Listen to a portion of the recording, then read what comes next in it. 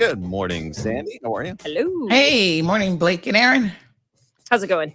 Well, good. How are you guys? We are Great. great. What do you got for us on this Wednesday morning? All right. So happy Wednesday. Finally. So we have a very interesting regional story. A former Belizean, I think that's how it's properly pronounced, Belizean, minister and his family have been designated by the U.S. as corrupt. So what that means essentially is they cannot travel. They're barred from entering the United States of America, as well as they can't do business. So my apologies, with anyone in the U.S. So this is really big news. He claims that the U.S. is just being a big bully and out to get him, but nonetheless, the U.S. says that they have good reason to believe that he was involved in a number of illegal activities. Okay. So, yes, foreign governments and their immediate families can be banned, according to the Secretary of State, if they have credible information of either direct or indirect involvement in significant corruption or gross violation of human rights. And that's the section that they've used, the State Department, to basically impose this sanction on him and his family. Alrighty. Yep. So, yes, that's making the waves. In Jamaica, Wednesday is kind of a regional news day, but in Jamaica, the prime minister there yesterday announced that several areas are going to be under a state of emergency because of the rise in crime. And this is very concerning news, but he says, the authorities are stretched and that they've got to do what they've got to do. And normally a state of emergency means things like curfews and so on that they will impose on the people in those specific areas. You know what part? Yes, it is 3 parts. So parishes of Clarendon, St. Catherine, St. James, Westmoreland, Hanover, and specified areas of Kingston and St. Andrew. Okay. Sounds like a lot. Yeah. So in addition to that, of course, the crime in Cayman remains a concern as armed robbers struck again Monday night. Wow. Where? This time, Northside Road. So according to police reports, 2 men were seated outside of the location at about 8:40 p.m. when they were approached, 3 masked men who brandished firearms and demanded cash. And the masked men fled with a quantity of cash. No shots were fired. No one was injured. Thankfully, we finally have a bit of a description, which it's been a bit weird that we haven't had one yet. Yes, so one is being described as having a thick build, about 5'6" in height. Not much of a description, but anyway. And another one is described as being about 5'7" to 5'8" in height. And the third man is of slim build, and he's about 5'9". All were wearing black hoodies, dark jeans, black gloves, and black masks. Alrighty. So the police are actually considering, I saw that they sent out yesterday that they're looking at having a press conference about the rise in robberies in particular. And so that may happen today at 3 p.m. They said they would confirm it once, I guess they know for sure. I saw a lot more police cars out on the roads yesterday, but didn't see any this morning again. Yeah, I mean, there's a lot of traffic offenses that could possibly lead to finding people. Yeah. But so the Coast Guard has indicated that they assisted with the rescue of 3 souls on a vessel in distress. So it was a 34-foot Boston whaler, 345 Conquest from Belize to Grand Cayman, and they were rescued by the Coast Guard after their vessel lost the ability to steer and ran out of fuel last week. So wow, they're pretty lucky. Yeah. So reports are that the Coast Guard between Friday the 11th and Saturday morning provided assistance. They did a search and rescue effort, which was deployed, and it lasted just over 20 hours, resulting in the vessel and its occupants being successfully towed to the lobster pot deck. What are you doing, Blake? Just messing around with the camera. I know, that is so funny.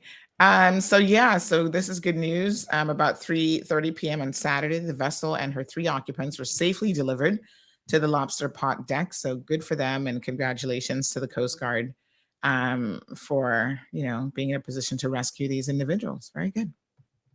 So those are your news headlines this morning. Awesome. Alrighty. Okay. Happy Wednesday. Yeah. Well, you can catch Sandy's show right now on Bobo 89.1 FM, and we'll see you tomorrow morning, same time. We'll be in court today, by the way. Following we're following the fraudster, the shutter guy. That one still continues. Oh my gosh. It's like one witness after the next. Oh, really? So, it's 12 witnesses. So it's going to take a minute for all of them to come forward. But we're continuing to follow that case. And we will keep everyone updated. Wow, not only do these people get scammed, now they have to waste their time in court too. Yeah. Wow. Well, I mean, hopefully it won't be a waste of time. Hopefully he will be convicted. It's not a waste of time, but it's a lot more like, it's like it could have all been avoided if this person was scamming. If they were honest, but gosh. Yeah. Sometimes that's a tall order for some people. Well, doubtful they're going to get their money back. Yeah. Mm-hmm. Yeah, but at least they'll get a little justice. Yes, and hopefully next week, I think it's the 25th, we're waiting on the verdict for Renato Harris. So we'll see if that comes in on time. We'll let everybody know. That is, that's next Friday. That's Black Friday. Yeah, is that Black Friday? Mm-hmm. Well, we'll be there watching. And the start of Christmas music. Yes. 24/7. Shopping, Christmas music, and the verdict. 'Tis the season. All right, guys. Have a good one. Bye. All righty. Good morning, my beautiful people. Let's get this show on the road, shall we? Hello, everybody. Good morning.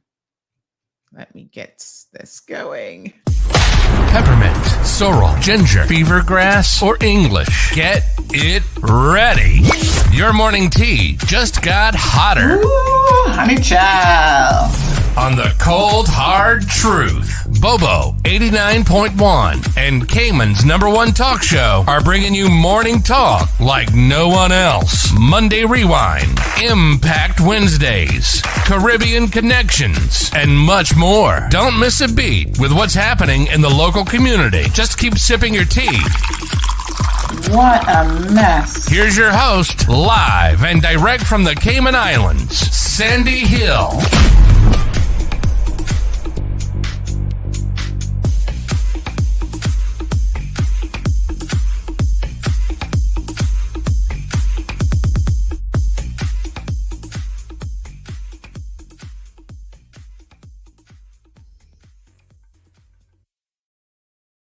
Beautiful people, good morning.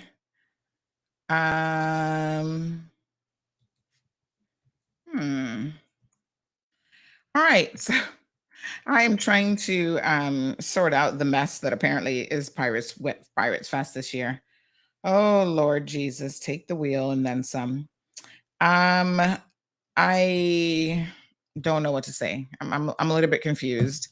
There was an event that has been canceled, and then somebody else was saying that there was supposed to be some event at Pedro that was canceled, but then somebody else says no, there wasn't a Pedro event. There was only a Pedro Park event, which was the MP, Miss Heather Bodden, and Mr. MP Wayne Panton.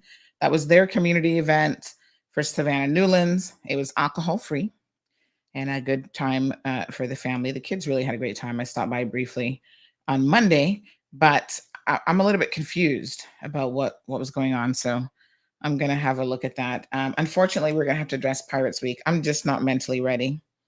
Can I have a minute to digest and take in what has happened this year with the festival? So yeah, I don't know. I don't know what to tell y'all yet. My brain is still trying to process it and work around it, if that makes any sense. Sometimes it just takes a minute. Like some things are such a cluster, that my brain is like, Sandy, give me a minute to figure this out. Do you know, speaking of your brain, I saw something that I thought was very, very interesting about how the brain works. Let me see if I can find this. It was saying something like most conversations you have are actually in your brain before you vocalize them. Like the majority of conversations that you have are actually in your brain. Hold on, let me get this factoid right, because I feel like right now the brain is totally getting this wrong. I'm going to tell you guys what this is here in a second. But that evidently that even though it's inside of your head and you're having the conversation, your vocal cords still act in a way as though you are speaking out loud. I thought, that's interesting. I gotta find it and I'll tell you guys exactly.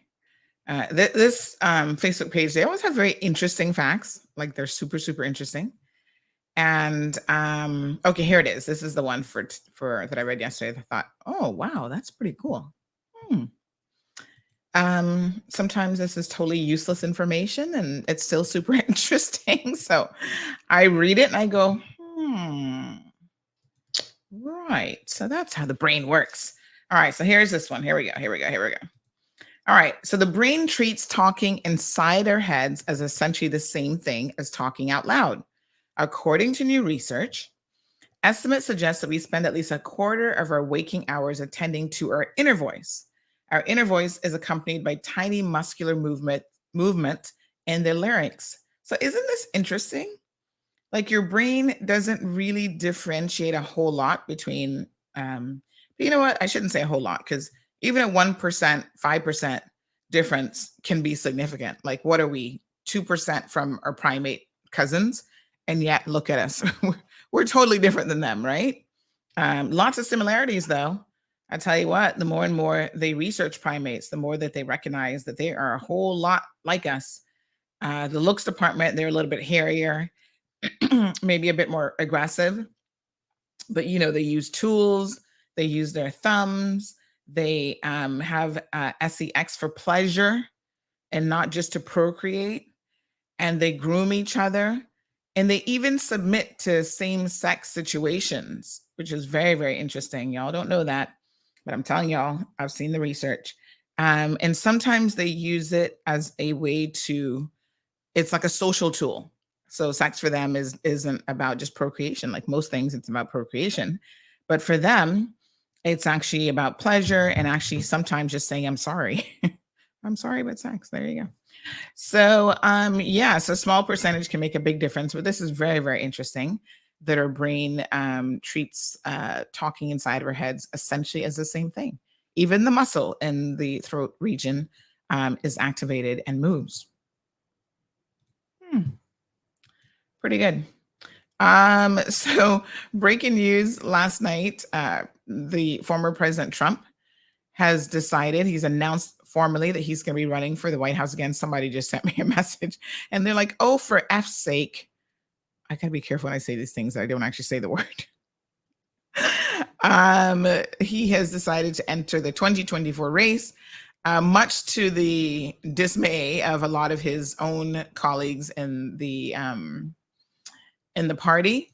There was a funny meme yesterday that made me chuckle. It was again on Facebook, and it was of which one is for the Republicans again? That's their symbol is the elephant, right? So it was the elephant sitting at a table and there was like a window right there. And she said something like, oh man, my ex-boyfriend just won't leave me alone. And it was Donald Trump outside the window. And she's like kind of trying to hide herself from Donald. And he's, you know, he's out the window looking at her like, hey, it's me, it's Donald. And she's like, oh my God, my ex just won't leave me alone. What is wrong with him? So yes, he made this announcement last night. A lot of people were not happy. So of course, since then, everything about the Trump family has been coming out. One says 2/3 of the Trump wives were immigrants, proving once again that we need immigrants to do jobs most Americans wouldn't do. Oh my gosh, the memes are just heavy. And then there is one with, there's another one that was pretty funny. Oh my gosh. Anyway, yeah, so it's crazy. Get ready for another crazy election. I mean, the thing is, he just is so far out there that, you know, I can't believe the sensible people who actually support him. And then the logic that they try to use to say this is okay. Oh, here's one that's really kind of funny. You guys will find this interesting.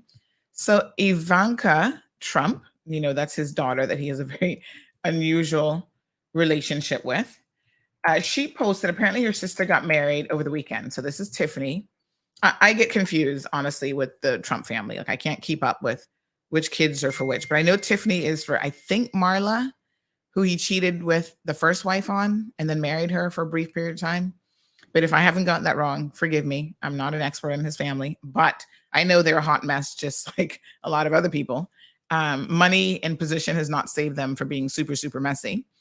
So anyway, Tiffany decided to, she got married.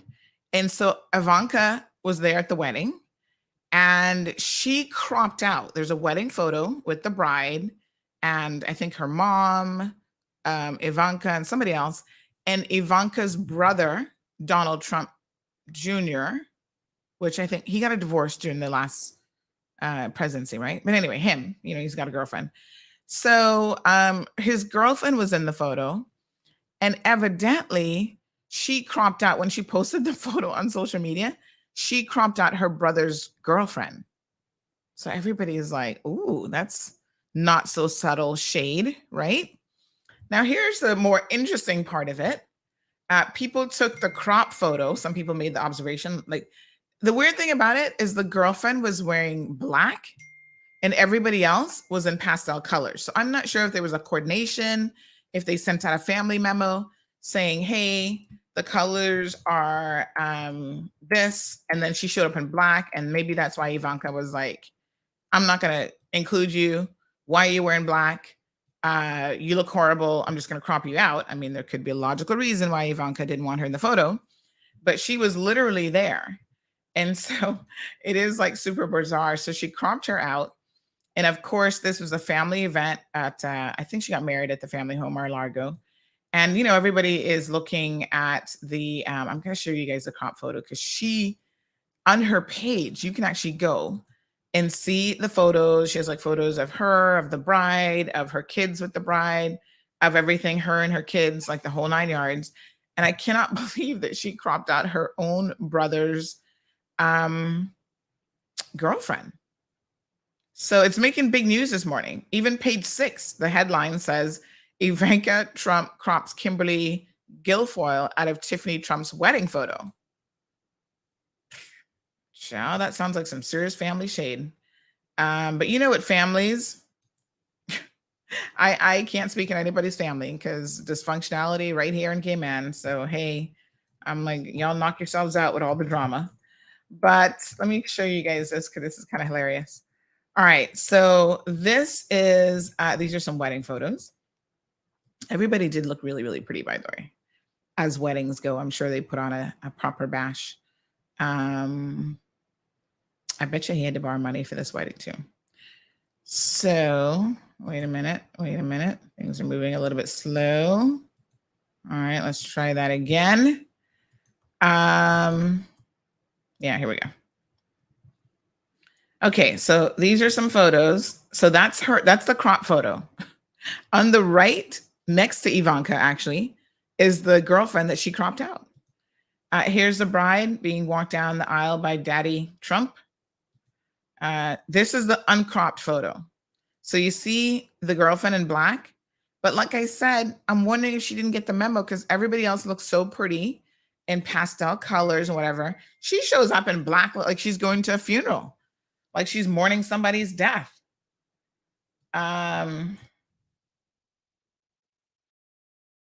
Yeah, kind of a hot mess.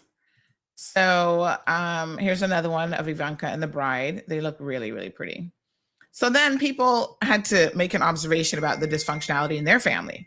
So somebody says, traditional family values, standing between your mom and the chick your dad cheated on your mom with, who is standing next to your half sister, whose mom your dad cheated on with your mom. This made me get a little bit confused. I'm like, what? Okay, so your mom and the chick your dad cheated on your mom with. So that would be standing between your mom. Oh, this is the bride. So right, on her side is the mom. On the next side is what's the new wife's name again? Ivanka. Ivanka? No, that's the daughter. Melania. Yes. Okay. And then you've got your half sister. So your mom who is standing next to your half sister, whose mom your dad cheated on with your, oh my God, it's just a cluster situation. They're a hot mess. Donald Trump is a hot mess. So we will have another potentially election season of nothing but messiness coming from the Trump organization. Irvelin says, OMG, that is shady as hell. It is, but yet it's true. This man has had so many wives and so many cheating situations, and then he'll marry the wife that he cheated with. They get lucky, I guess. Melania, I think, is trying to hold on for dear life because she's figuring, listen, Bobo's already in his 70s now. He probably doesn't have much stamina left, but just hold on for dear life and see how it goes.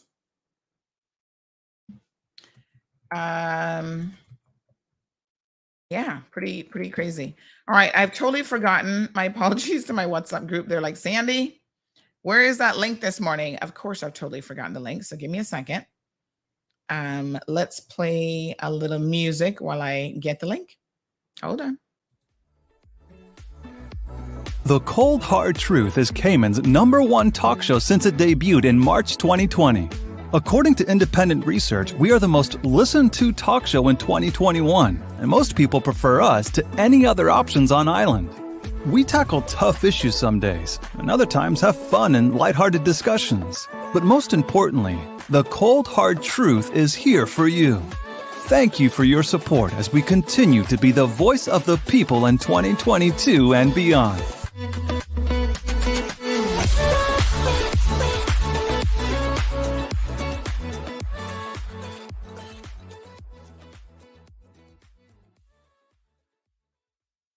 Folks, welcome back. So I will send this to everyone who is in our WhatsApp news group. Don't forget, you can join the WhatsApp news group. Just WhatsApp us a message with your name and phone number, and we will add you. You get all notifications. So yes, I'm going to send that. And I think we're going to grab an interview this morning as well. Oh, got it. All right. So don't forget, folks, that when I'm live, I cannot listen to a voice note. All right, somebody's calling me. If I tell you I'm on air and you're still calling me, I can only assume that you want to be on air. So let's see. Good morning. You're live and on air. Yes, ma'am. You're on air. Yes, ma'am. Yes. Yes, I just. No, you're inside the studio. There's no other way to get in the studio because the studio is completely virtual, believe it or not. But go ahead. We're listening if you'd like to tell us what's going on.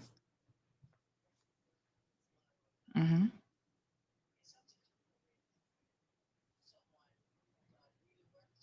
Mm-hmm.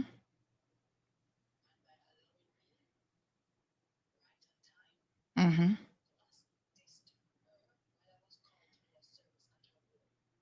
Okay.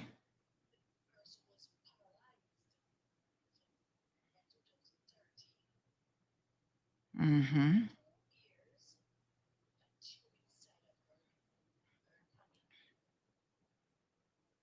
Mm-hmm. I wouldn't yes. Uh-huh. Yes.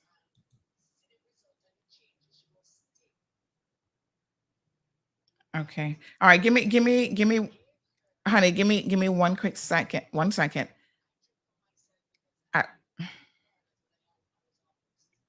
Okay. I'm trying to get you where she's not.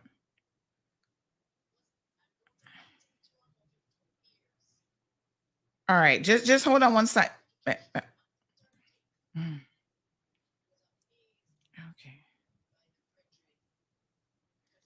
Just miss. Hold on 1 second for me. Hold on. Is she not hearing me? No, sir.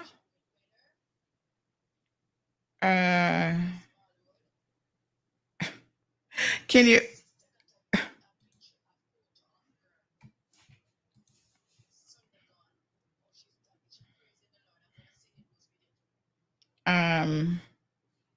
Okay. Mm-hmm. Yeah, Miss, can you just start over the story, because a lot of people couldn't quite hear initially. So go ahead and start over for me. Mm-hmm. Yes. Yes. Mm-hmm.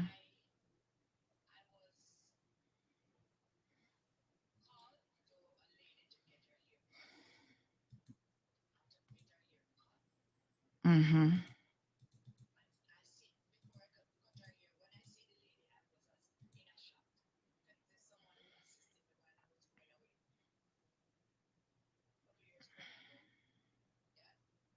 Mm-hmm.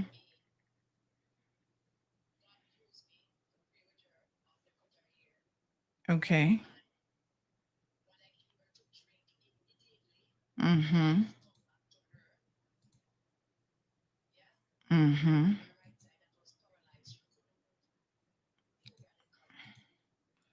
Okay.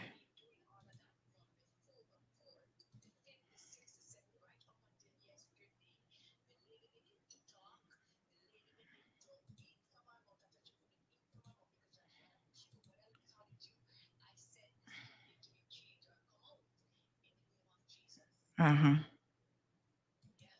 Mm-hmm.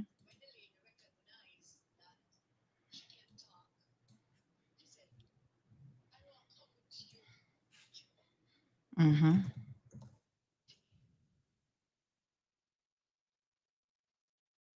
Mm-hmm.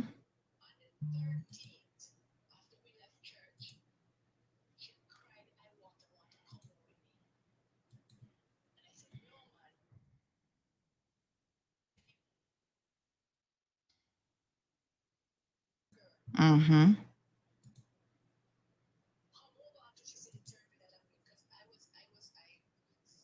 5 mile stroke. I Mm-hmm. survived cancer.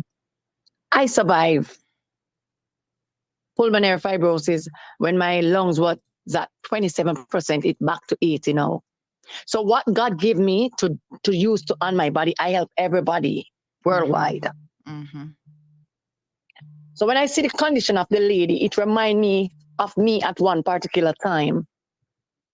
So immediately I call her caregivers and I just have them blend some stuff up. And by me giving her it, miss, until the throat that was locked off open, she began to talk. She began to eat, to drink through her mouth instead of the tube. And the sister got a photo of her, how she improved Sunday. And the sister didn't stop until she get onto me yesterday and asked me to bring her sister, come look for her, because it's a long time she haven't seen her sister. When she see me, she start to tell me all what she want. I said, Mom, I am a woman of God. I don't want to hear that. She says, I bring your sister here. I have the video to show you. And Mom, by me being a good Samaritan, doing good. You know what the sister orchestrated, ma'am? Have police lick down my window, lick me down my door last night. I was in a shock. I haven't slept all now because I was at the station up until this morning. I'm a little bit confused. So you're saying that you went to this woman after the sister see everything going good for her yesterday. The sister went and made a report and tell a lie and said, I hold her sister at hostage, the sister and the caregiver daughter. And the officer do not come in and articulate himself properly to me. I just come home and I find in myself, because remember, I'm coming out of sickness too, you know. And because of what gone happened, my body start to react to it. I'm going to send you all the videos to prove to you that I've seen things happen before, but this one need to go out. Because the officer frightened me with my window, forced me to open my door. Oh, you're going to get arrested because of this lady hostage. So, Ma'am? but this is where I'm a little bit confused, because the woman is an adult that you helped? Yes, ma'am. She couldn't talk for so long, for 2 years straight. Nothing through her mouth. And what I've done, I've her start to eat and drink through her mouth, and she start to talk, and I do therapy on her from the 4th up until yesterday. And the sister lied after she called me. She allowed me and tell me to bring her sister. She longed to see her sister. I'm going to send you that video. I have every video to send to you. And then what happened when I leave the police station this morning, go look back for the sister, because the sister asking for me and the helper, the caregiver, allow me to come. The sister turned to me. I'm just trying to make sure that I fully understand what's going on. So you went to you went to this lady's house to do what? What was the original purpose of why you went there? To do a service on her head, on her. So who requested that service? Oh, okay. The caregiver who take care of her. I see. All right. So you went there to cut her hair. Yes. And by me going there and see how them have to lift her, she can't respond to nothing. She can't talk nothing at all. It reminds me of me in the past and a lot of person that I assist and help. Because God gave me a gift to just demonstrate and give them things to drink. Naturally, it's just like, miss, what I give to drink. If you're even dead in your body, you come back alive. Wow. And it's the person coming. I haven't seen anybody bringing back the dead yet. I mean, there's only supposed to be one man that could do that. Let me tell you something. When I said that, if your body, like not dead as in dead. Well, I should put it. Let's make sure. Make sure we clarify, because there's a lot of people listening who would take you literally. Let me tell you what happened. All right, but hold on now. When you get hold on before you get to that point of your story. All right, so you go to give a lady a haircut at the request of her caregiver. Yes, our caregiver. Okay. Yes, ma'am. And you then took it upon yourself to offer her additional healing services. Right. But did anybody? The legal question now becomes: did anybody give you permission to do that or ask you to do that?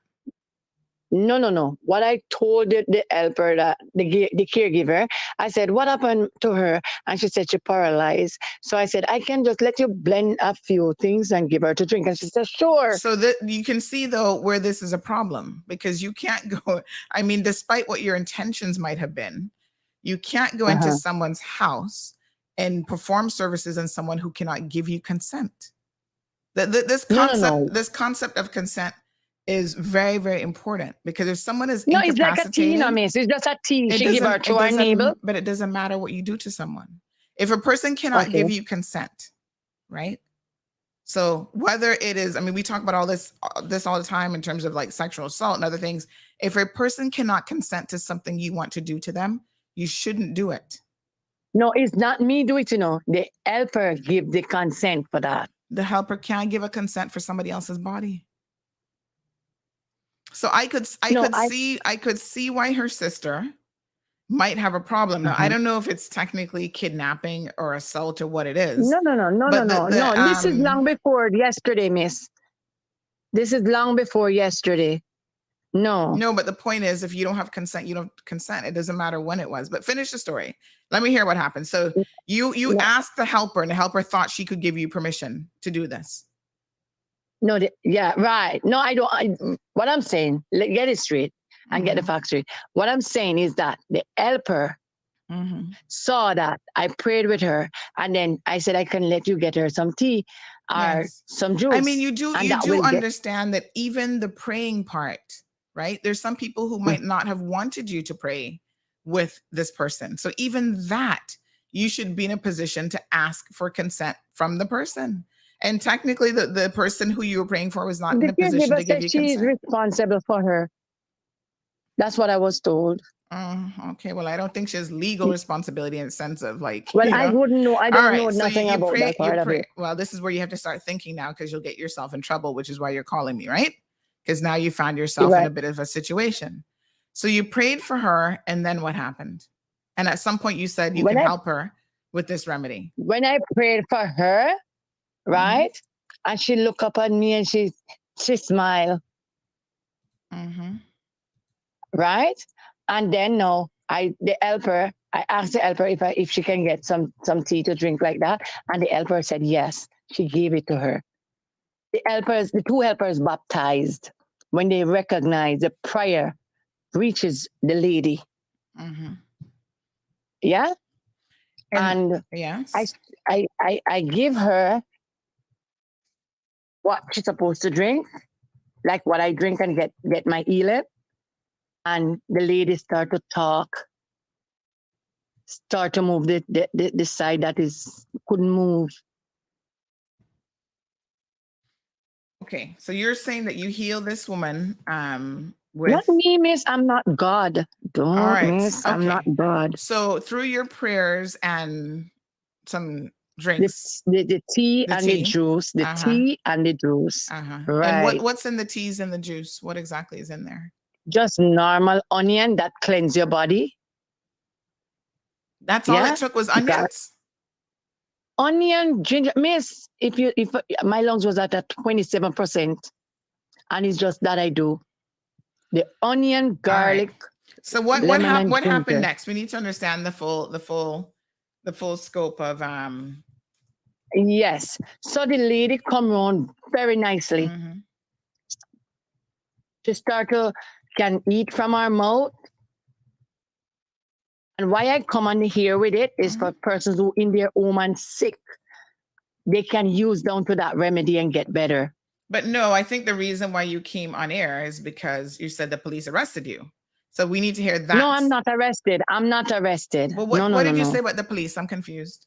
No, what the officer does, because the sister asked me to bring her, because what the sister does, I don't know what the helper and the sister have.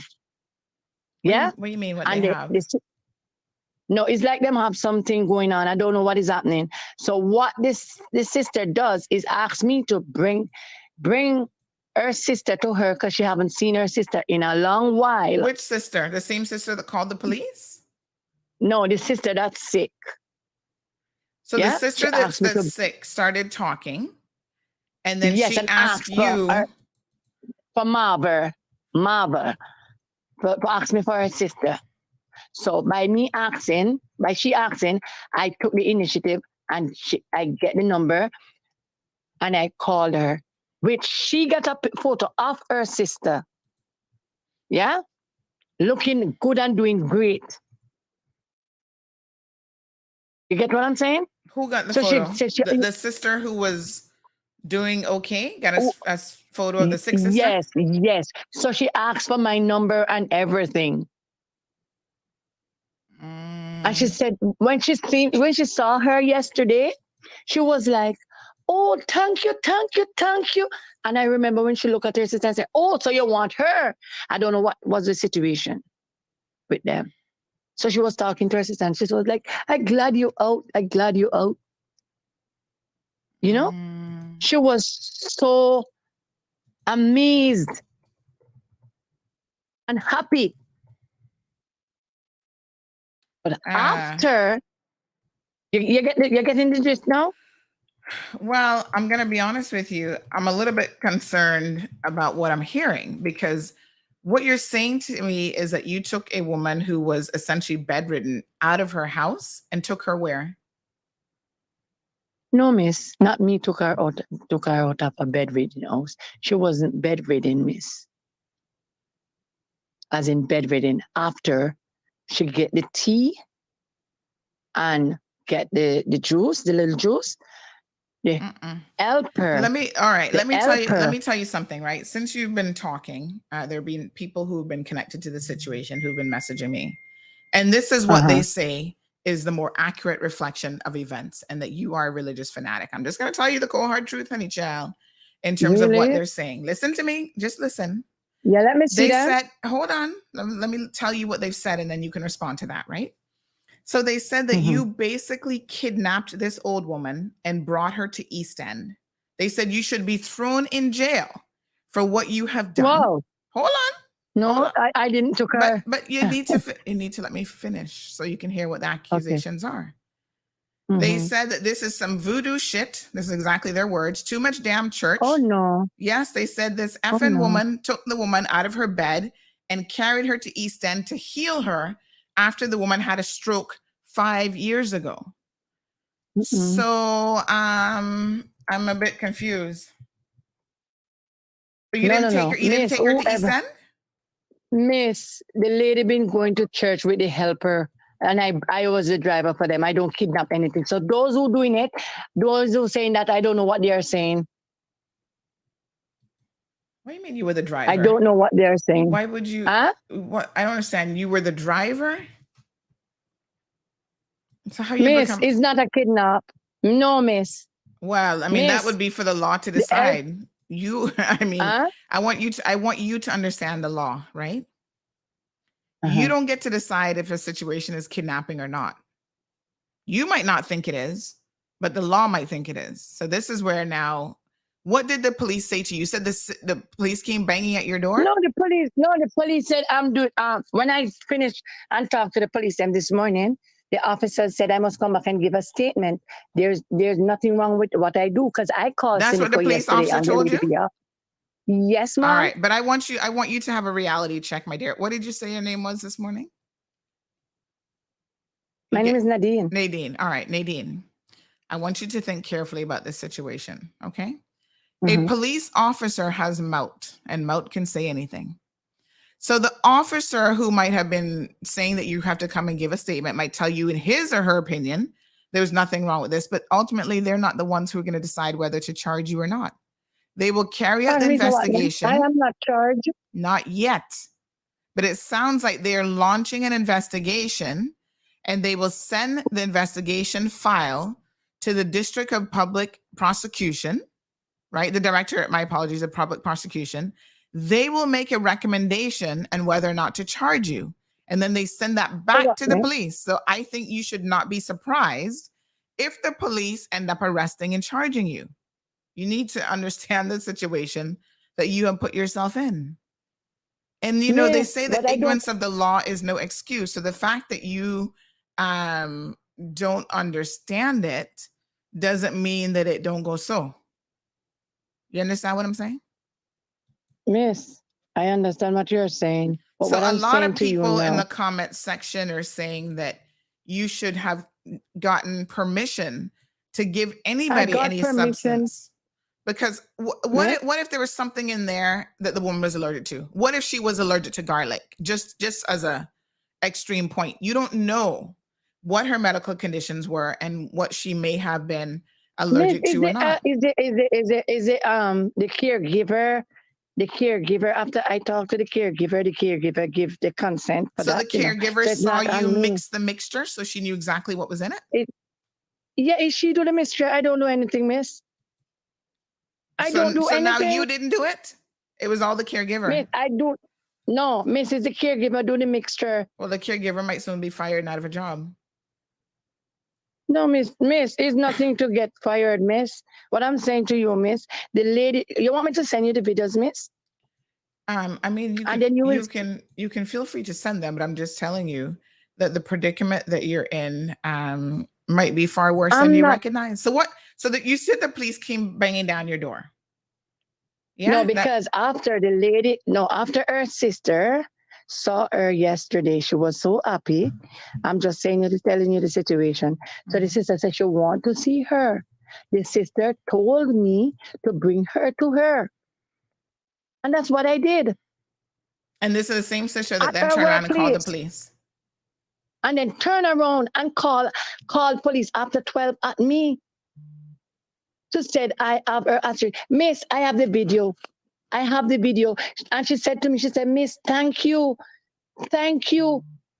Because what I did, I could not see my sister for no reason. I don't know what happened. So why would she turn around and call the police on you?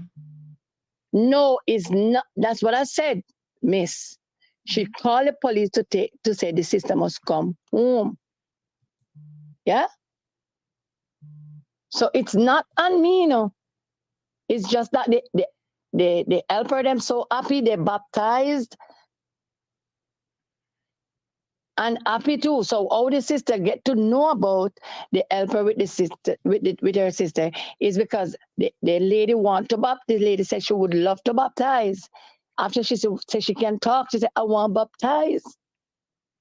So it cannot be a fanatic thing, and it cannot be. Was just God working on the lady. Listen, my dear, that will be a matter of interpretation, because there are people here who are listening to this who are God-fearing people. I don't necessarily like the term religious, but they're saying that this is fanatical information. This is a fanatical story. You don't go into a stranger's home and do these sorts of things. So I was called to the home, miss. You were called to the home to give a haircut, not for anything else. Yes, and I was given the haircut, miss. And I was sharing my testimony about my health issues. Yes, but even that, I think you have to be. We live in a world now where you have to be very careful what liberties you take with other people. Miss, I understand what you're saying, but I use not a liberty with nobody. My love, when they arrest and charge you, you need to call us back and update the story. Arrest and charge me for what, miss? Well, you need to talk to a lawyer, because they may very well do that. I'm telling you, this is the reality of you being in a situation you can't miss, do. you know, is the officer told me to call you? The officer told me to go on Mall Road. It sounds like the officer have less sense than the situation. What were you calling me for? What was the objective of calling me? What's the purpose? The objective of calling you is to let others know who they are, who's sick, what can help them. Mm-hmm. Because it worked on not only me, it worked on so many persons. All right. Yeah? Mm-hmm. And for how the officer came to my house and behaved after the sister was agreeing with everything yesterday. When you say the sister, you keep referring to the sister, but you're talking about the woman who is bedridden, or the other sister? The sister you took her to? The sister no, man, not the bedridden, miss, the bedridden woman. She's just happy and know that she's getting well. The sister talked to me yesterday morning, yesterday after she saw her sister, and her words was, oh, I want you to get me a power of, help me to get a lawyer for a power of attorney for that place there. That was her exact word. I said, no, miss, I can't do that. I don't know what you're talking about. And she looked at her sister and she said, I thank you, miss. And she kissed up her sister and everything. So what shocked me is how after 12, the sister and the caregiver daughter come behind the caregiver back to my home. Yeah? One of the caregiver stay over the night before because of how the lady was crying. She wanted to come where I am. All right, my dear, you're going to have to leave us there with that bangarang story, but I can tell you that you might find yourself in a bit of a situation. You might want to talk to a lawyer. I'm probably not the one you need to be speaking to. You might actually need to speak to a lawyer, because I would not be surprised if the family insists that you are prosecuted, or at least that an investigation is carried out. So what, can I ask you a question? What would I be prosecuted well, I for, don't miss? know. I think there And could be a number. Take this lady without a consent, miss. Well, I think there could be a number of offenses here. I'm not sure that the helper had the ability to give you consent to move her. It would be would be them and the helper, not me. Well, I'm sure they're probably going to fire the helper, but you know, miss, if the helper is the caregiver, and I did not see any sister, I only get acquainted with the sister yesterday. This is why, by the sister, Miss Nadine. This is why when you go into a situation, you shouldn't impose yourself on the situation, because you don't know all of what is happening. So just like how you say now you're confused because, you know, the sister at first acted like it was okay. Now she's called the police on you. And what did the police say to you when they contacted you? They didn't contact. I was sleeping, miss. You were, but did you say they were banging on your door? The bang on the window and woke me up, miss. Miss, they Mhm. bang on the window and wake me up. And said And it's what? my huh? What did they say to you when they did that? Ask me if who give me the okay to bring the All lady right. here. Uh-huh. And I told them everything. Okay. Well, my love. So they told me this morning that I don't have it. It's not me. I don't have any problem to do. I was doing Mhm. good. That's what Well, exactly. I was doing good. I I would wasn't be very comfortable. All this. careful taking regular police officers at their word, because half of them don't know the law themselves, honey child. So That's what I realized, miss. well. Mm-hmm. Mm-mm. So what I'm saying here Mm-hmm. with the officer, how he behave and articulate himself to me, Yes. I was very disturbed Disturbed by what? and feel unsatisfied. By what the Because he police officer said? came, huh? By what the police Because officer said? he came in with brute force Okay. and tried to intimidate me. Mm. So You get what I'm saying? which officer told you to call me then? I guess it wasn't that same officer. No. Because I'm going back tonight to give the statement. Oh, okay. Well, let me assure you that the fact that you're going to be going to give a statement means that they're carrying out an investigation. And if they've not formally arrested you because as yet, what the sister's saying is what to my knowledge, what is happening, they have an issue. They have an issue. well, that is why you can't go into people's homes and get mixed up in their stuff, because you don't know what's Miss, going on. I was called. I don't go in there. I don't get mixed up in it. That's what I'm trying to tell you, miss. Mm-mm. I go and send you the videos now that you can send it out and show it on the television then. Or wherever All you right, send my it. dear. No problem. Go ahead and send Yeah? it to us. Yes, I will. Okay, dear. To show you that I don't do anything in the wrong. Mm-hmm. Mm-hmm. All right, Miss Do you Nadine. understand? Well, that will be a matter for the courts to decide, not for me. But send it to us so we can all see, because now I think everybody's very curious about what has transpired. Yes? I'm going to send it to you after I pray with the lady and the lady start to talk. Okay, dear. Yeah? No problem. All right, sweetie. So Okay. forward it by WhatsApp or Yes. what? Yeah, What I must WhatsApp do? is fine. All right, darling. All right, Miss Nadine. Thank you so much. You're welcome. Okay, good. Bye-bye. Yeah, bye-bye.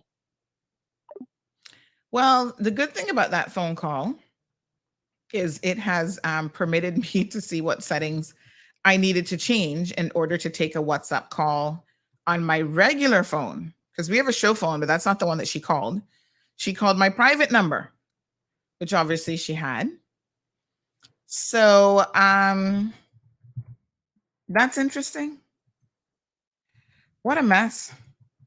What do I think about the situation? I think this woman might find herself in quite a predicament. Now, she's saying that they want a police statement from her. Doesn't sound like they've yet arrested her, but like I said, if I were her and what I know about the police, I would get a lawyer. Because some of you have made the observation that she might actually be, this phone call this morning could very well be used against her in a court of law. Yes, some of y'all need to go to law school, because you're listening to this and you're going, honey, chill, woman, stop talking. And I completely agree with all of you. This is a hot mess. You can't go into somebody's house. Even, listen, the helper called you for a very specific thing. Yes? You go in for that purpose and that purpose alone. And you have to recognize, listen, I'm very, very aware of our Christian beliefs in this country. All of us grew up in a Christian home, and we profess to be Christian or Christ-like, although some of y'all got so much hate in your hearts that I don't even know what to say about that part of it. But the only religion that you will acknowledge is Christianity. And that is fine. That is absolutely fine. And your prerogative to be able to do so. But not everyone in this world wishes for you to be trying to deliver them with some sort of a special service. You have got to be careful. Yeah?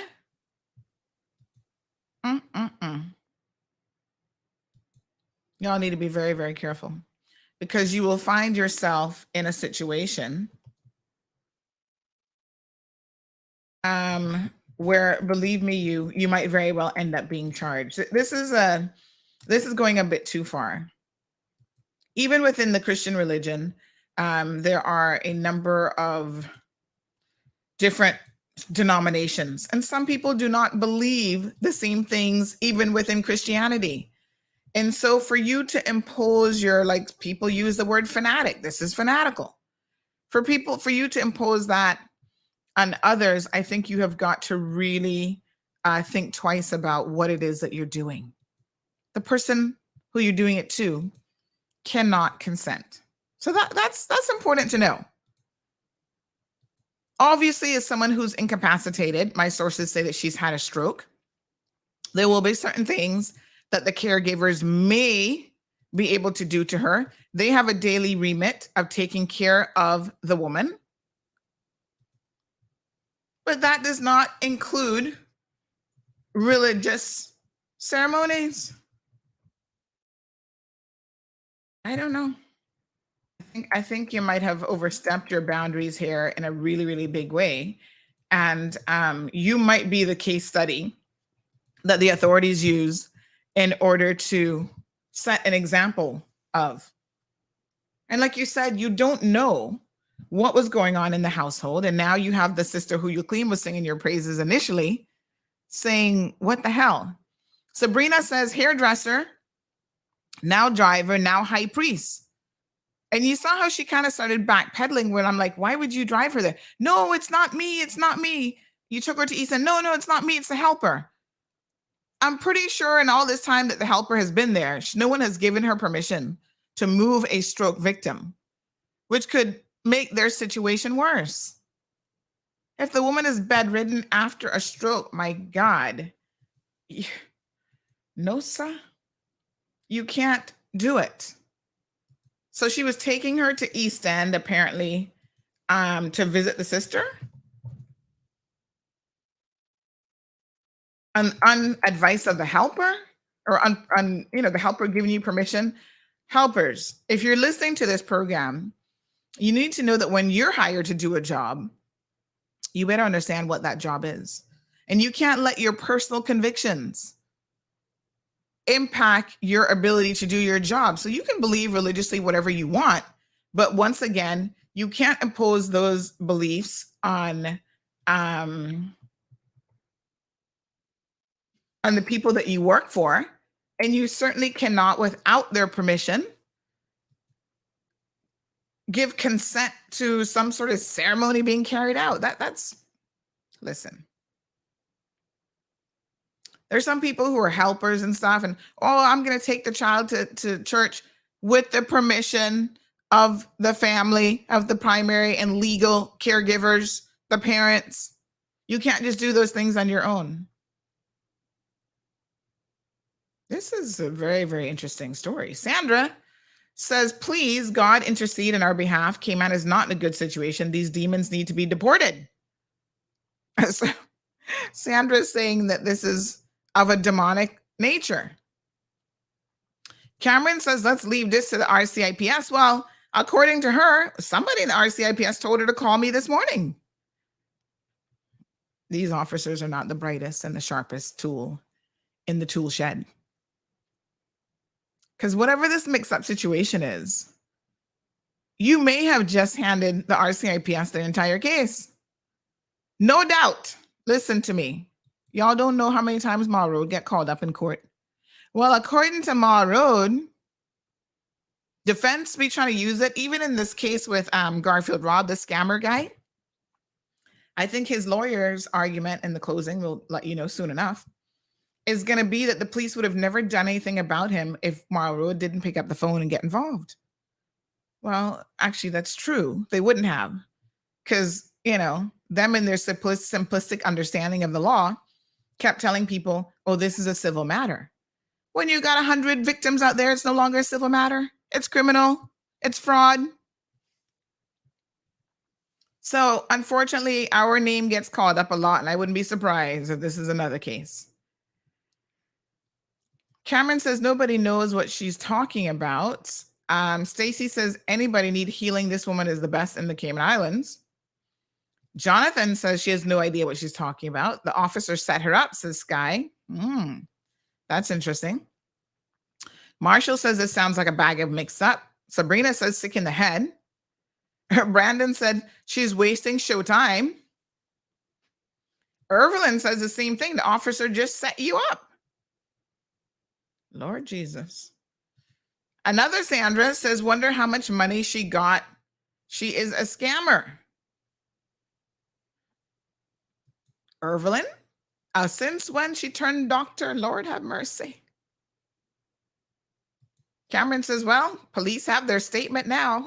I mean, it was heard on the radio for thousands of people to potentially hear it. Jim says, Sandy, this college just doesn't get it. I think she started to get it, Jim. And that's why the story started to change. From, no, it wasn't me. It was the helper. Oh, Lord, this poor helper now might be arrested and in a bag of trouble. Janelle says this woman needs to stop talking. Ethel was shocked. She's like, oh, wow. William McTaggart says she's going to incriminate herself. This will be interesting.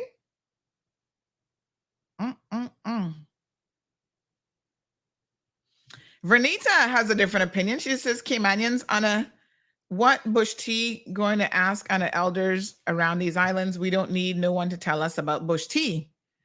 Listen, I'm very much aware that Bush T can do a lot. So listen, if you have congestion, there are different types of Bush Tea can definitely help you.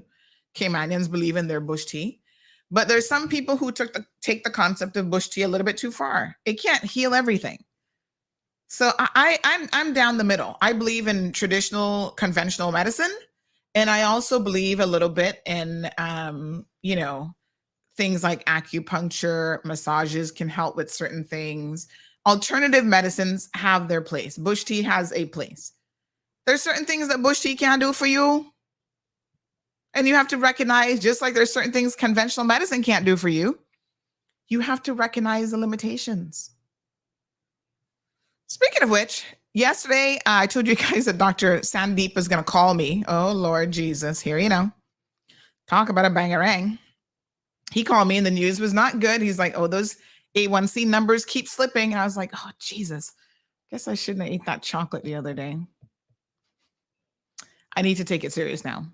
No more playing around. Okay. Now I need to have the discipline that I had in high school. You guys, you're going to laugh at this, but in high school, I was so regimented with my study and my schedule. Like I had my schedule written out to almost the minute. Like I got home, I gave myself 5 minutes to de-stress, 10 minutes to have my snacks and watch Guiding Light with my aunt. Then I hit the homework. I studied this subject for this. Like I was very, very focused and regimented.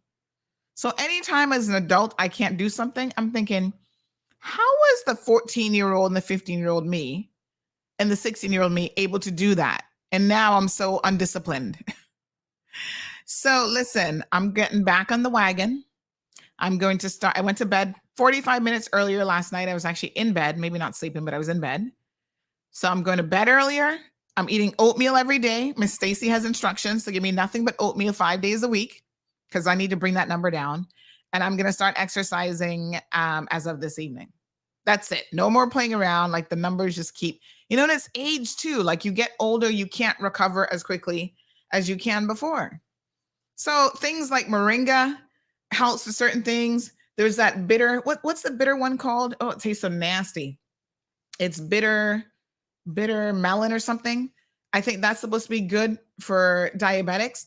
But there's a lot of things in the bush that can also be very harmful to you. So you need to know, I think, what it is that you're doing. And the concept of someone coming to give you some bush medicine, which at first she said it was her that gave it to her. And then Jim and others, as you saw, she started to backtrack and said, no, it wasn't her. It was the helper. Because now the helper is the one who's going to really get in trouble with all this. So I'm confused. I'm like, is it the helper or is it you? Who ultimately did what in this situation? So now she's going to throw the helper under the bus. I hate to tell you, helper, but you're the one who's going to get fired and be out of a job. Sandra says this is why people like her should not be doing this stuff. It's okay to do this where they're from, but not here. Damn demons. Oh, Jesus. Jonathan says she needs a healing. Where's my chicken foot? Jonathan's such an idiot. Charles says it sounds like the sister's not happy with the recovery of the sister. Makes you wonder. Well, I want to see the video because we're obviously taking this woman at face value in terms of the recovery. I don't know what that means, right? And be very, very mindful of the fact that we also don't know what the woman's condition was. Even people who have had strokes and might be bedridden, there are moments when they might be able to speak or to grab your hand, or, you know, they might find strength to do something. So maybe all of this jumping up and down and praying and bush tea, whatever, got the woman's heart pumping a little bit more and she got excited and she was able to respond to her. That doesn't mean that a miracle has occurred. I mean, a miracle would be a complete healing of the body. And I don't think that we've heard that there's been a complete healing of the body. Good morning, caller. I mean, a miracle would be a complete healing. Caller, you're on the line. Good morning. Morning, sir. I type too slow. You have to turn down the radio so we can hear you properly. Yes. Good morning. Marshall says, while you're doing that, he says, you was called to do a service, not to get into their family affairs, stay out of people's business. Cameron says, we all need a healing after this morning. Yes, sir. You're trying to remember the name Neem, N-E-E-M. The name? Nadine? You're trying to remember Neem, N-E-E-M. That's the name you're trying to remember. Neem. What's Neem? You're trying to remember Neem. That's the name you're trying to recall. N-E-E-M. The bitter one. That's what you're trying to remember. No, isn't it called bitter melon? No, you're trying to remember the bush you're trying to remember. No. There's one called bitter melon. Oh, yes. Yeah, that's what I was thinking. It looks almost like a cucumber. That's the one I was thinking of. Oh, yes. That's in Earlers and Fosters. Yeah, so they say that's good for different things, including hypertension and stuff like that. But I don't know what neem is, but I'll look it up. But thank you, my dear. Appreciate it. Yes, that's good for diabetes also. Oh, all right. I can check it out. Thank you very much. Cool. All right. Good morning, caller. Welcome to the program. Look here, Chimichai. My dear. I got one from the food that will kind of cough up and you call something I can't pronounce. You need to get off of that thing that you was on, get on what the regular folks is on. Usually we get a little cough in the morning. I keep telling you that. Tease when you guy in the bed and you won't go sleep. Mint. Okay, nothing in between because you can see no work, no good for you, none of us. Okay. Listen, quick question for you. You have an elderly mom that you're taking care of, right? If you were in this situation, as you heard the story, the version of the story where somebody came and gave your mother some bush tea and then, took her somewhere out of the house, how would you feel about that? Well, look here, no, I'm an old turbot, nobody not gonna do it. Steps at me, not even. You said a helper would have known better than to try that with you.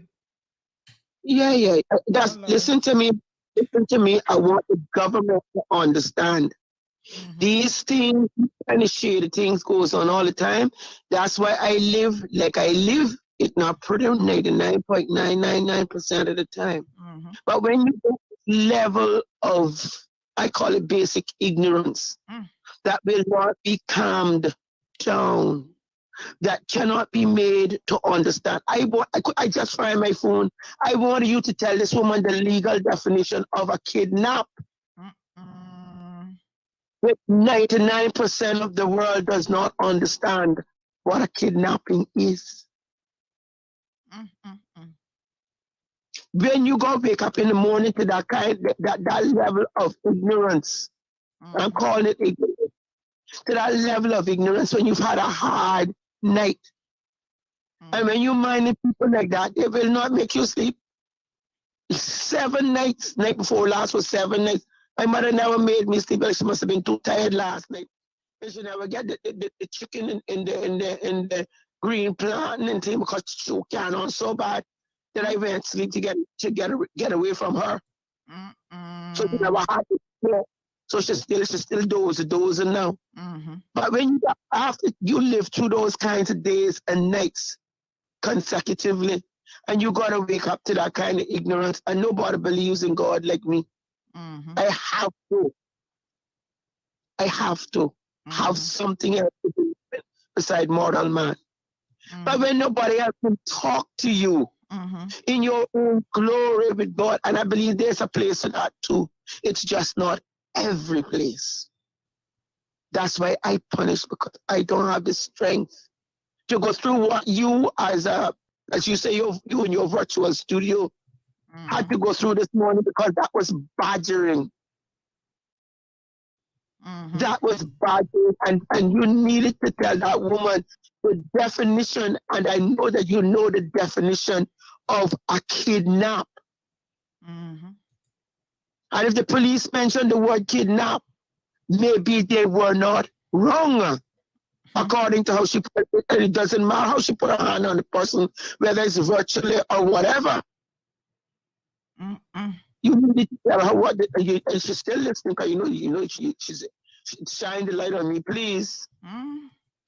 You know, Charlene, sometimes I tell people the best thing to do is do nothing and say nothing. And I know a lot of people don't want to believe me, but I often say, I've mentioned this term, and we're going to commit this to memory because it is so spot on. The Barbara Streisand effect. Sometimes the more attention you bring to an unwanted situation, the worse it's going to get. Sometimes you just need to zip it, lock your lips, and throw away the key and have nothing to say. This kind of thing happens all the time. In these I do believe so. I agree with you. And someone actually said that a lot of these people are killing our old people, and that nobody wants to talk about that. A bit of Pandora's box has been opened this morning, honey child. I'm telling you, coffee or tea. Yes, sir. Please. We're drinking my tea and eating my oatmeal. Tea and oatmeal. I don't even know what to tell you. Have a nice day or have a good show. My dear, I should have oatmeal for lunch too. Thank you, Mom. Oh my God. Okay, bye. My dear, I don't know what to tell y'all except I eat oatmeal. Lord Jesus, take the wheel. Sabrina says, I hope she's not on a permit. Who, the helper?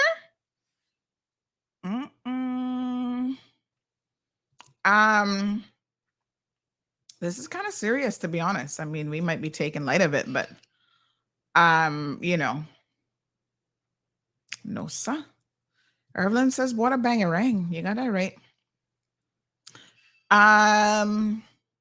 She's using her mouth to dig her own grave, says Sandra. Practicing without a license? Y'all see she need a lawyer. DJ Truck. Okay, hold on. DJ, I can get it right now. I've been saying DJ Trucking all this time. And I saw him on Monday at the, what's it called? The Rib Fest. And he says, by the way, it's DJ True King. I was like, huh? Okay. Because it's TRUKYNG. But you see, I was making the first syllable, the TRUK, trucking, and it's true, TRU, King. King with a Y. That's why you had me all kind of confused. DJ True King, we got you now. He says, why didn't she use some of her voodoo powers on the cop that used force on her, laughing out loud? Oh, Lord have mercy. Y'all are so scandalous this morning. Jim says, did she not say that the woman could not eat and could not swallow and had a feeding tube? Well, I heard a lot. So again, I don't know how she would have given her this substance. Like I'm very, very confused. But I can tell you that the sources that have anonymously reached out have said the family went and got her, and they've been looking for her, and they found her in East End. So she didn't take her to the sister? Where in East End was she? What the Ross? RCIPS was on the scene taking statements and called EMS to assist and take the lady and caregiver to the hospital for evaluation. It's being investigated. So the caregiver might, she can be out of a job, honey child, if she was part of this foolishness. Some ritual ceremonies were performed, and she gave her some vegetable matter and aloe vera down her feeding tube, according to the helper. Oh my God. Now you see, this takes it to a different level, y'all. I'm sorry. But willingly drinking a substance is one thing, because you could maybe just put a little bit on your tongue, go, no thanks, and pretend like you drank it. For someone to put something down your feeding tube, oh, honey child, no. You see why I keep telling y'all the devil's in the details? This is why I was asking her questions, because I was seeking to understand what actually transpired and what she was saying. Because now this is a very different situation. She gonna be in trouble, y'all. I hate to tell her, but good morning, caller. Charlene, you see what I'm saying now? You see how all of a sudden the picture has changed? You always asking your director there for extra time. You better tell him and you need to get off and go home about your business. If go home, you to the next room. Lord have mercy. Down the woman feeding tube.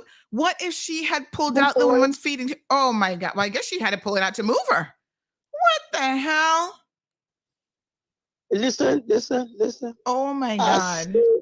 No, son. You just don't say no more. No, TD. This is a hot mess.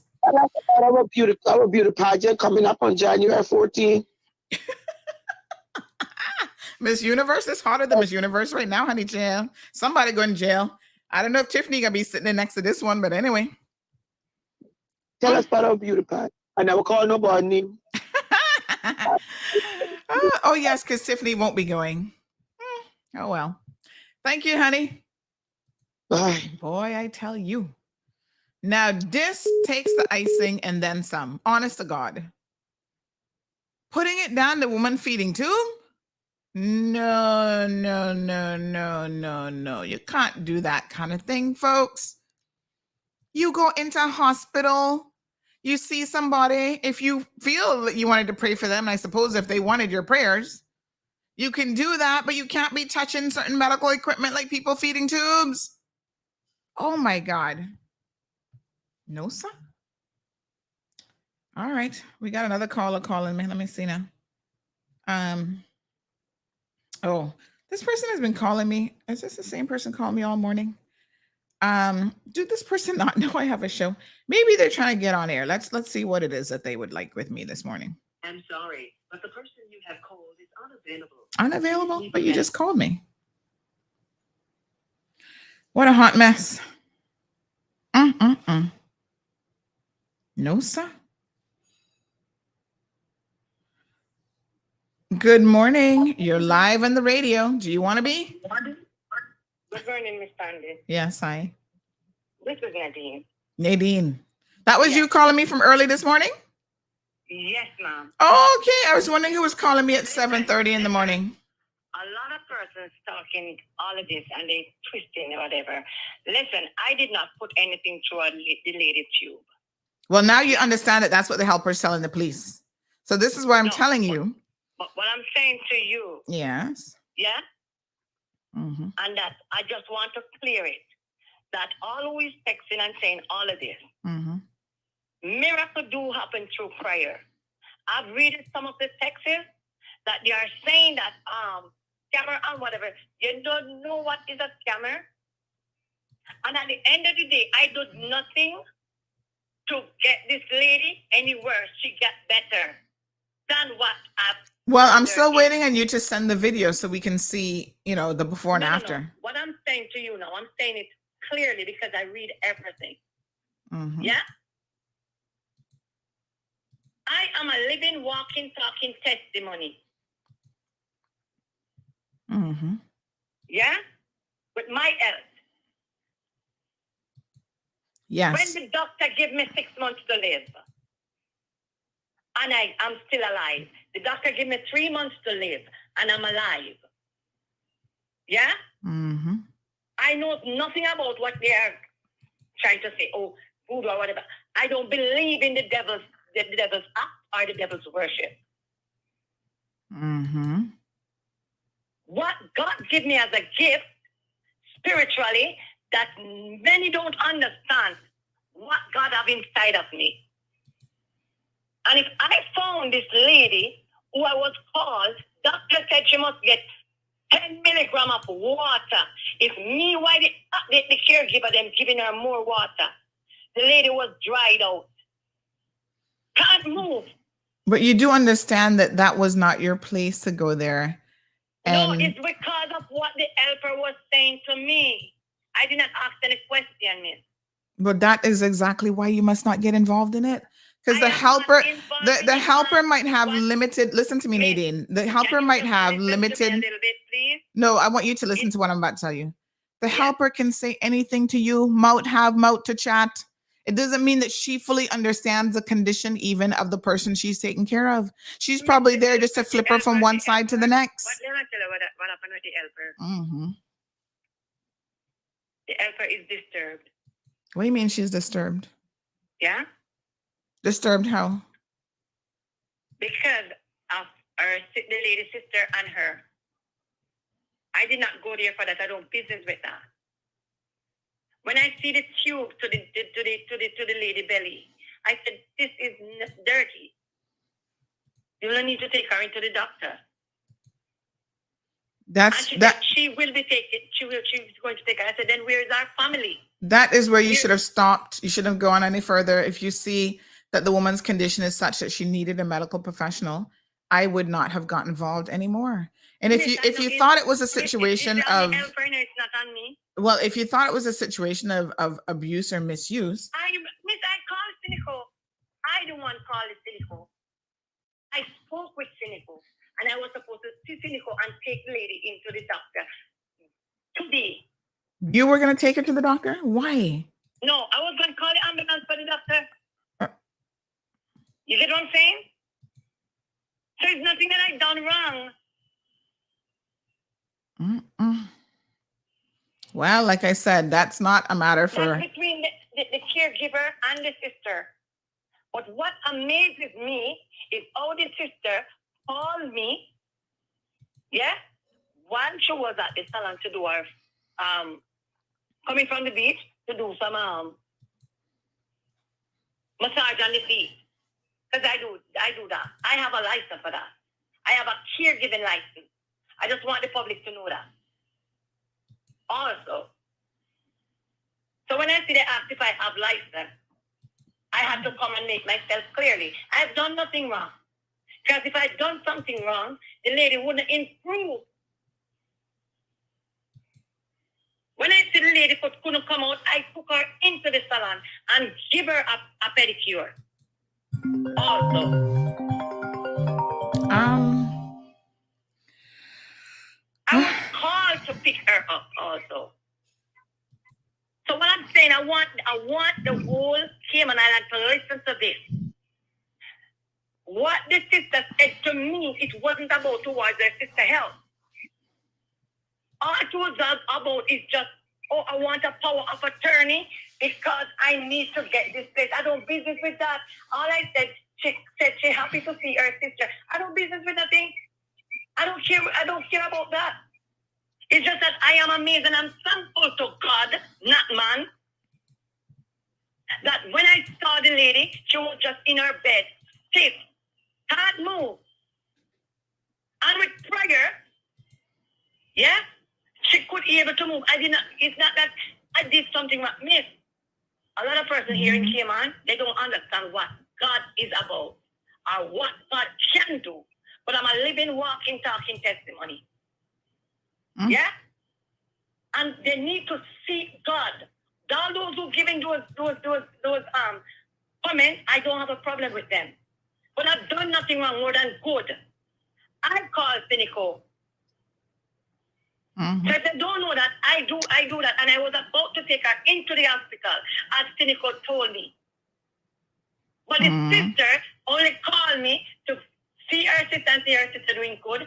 And I'm happy. I'm going to send you that video in order for you to put it out there. What the sister called me and said yesterday. Well, we're still waiting for the videos, so send them along. That might help. That might help us understand what's going on. You get what I'm saying? It's nothing that's done wrong. This lady couldn't even move her foot. She couldn't even talk. She couldn't even drink water from her mouth. Mr. going to the hospital as God led me to. So all who talking, they don't even know the power of God. They must be careful. Because you are dealing with one of God's servants. I don't fear God. And I try not to fear man, but fear God. So I've done nothing wrong. The very lady that couldn't talk, I can let you hear the video when she was saying the 23rd Psalm. The Lord is my shepherd. I shall not want. What is voodoo into the Lord is my shepherd? Send the video. Send the video. I would suggest you. Maybe that might help your case. I'm not sure. I don't have a case, miss. I don't think I have a case either. Well, God is in the midst all right. of it. Well, the church will see and everybody will see that I've done nothing wrong but good. My dear. I don't want to say certain things over the phone. Well, might be too late for that now, but all right. And your sister video. All right. Oh, she hugged her sister. I'm happy for her sister. And whatever it is between she and the caregiver, they need to just come together. The caregiver baptized after she see the power of God. So somebody couldn't even move. She don't do nothing wrong either, I don't believe. Because it's not that the lady getting worse. The doctor tell her that she can only give her 10 milligrams of water.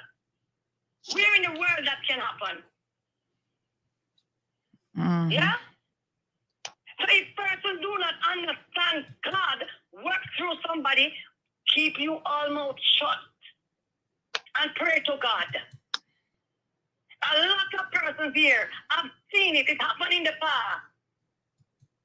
It's another family member. When I rent the place and I recognize what is happening to the gentleman, I call the social worker because of the abuse. Which gentleman? This is a woman. No, this is a man that was getting abused by his own. Oh, that was somebody else? Yes, and the man couldn't be able to lift up his clothes because I was cleaning the man bathroom. I don't pray that to talk. So you guys, you must talk about the ones who are killing their own for inheritance. So God send help at the right time. Hallelujah. All right, my dear. So I'm going to send you the video. Yes, send it. And the sister get my number because she said it's a long time she don't see her sister. Yes. Well, send the video. I do have another caller on the line. And I'm going to pray for you guys. All of these things. You don't need prayer. You don't need to turn from the wheel.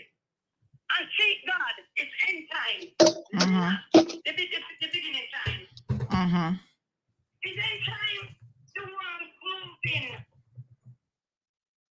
Be careful for nothing.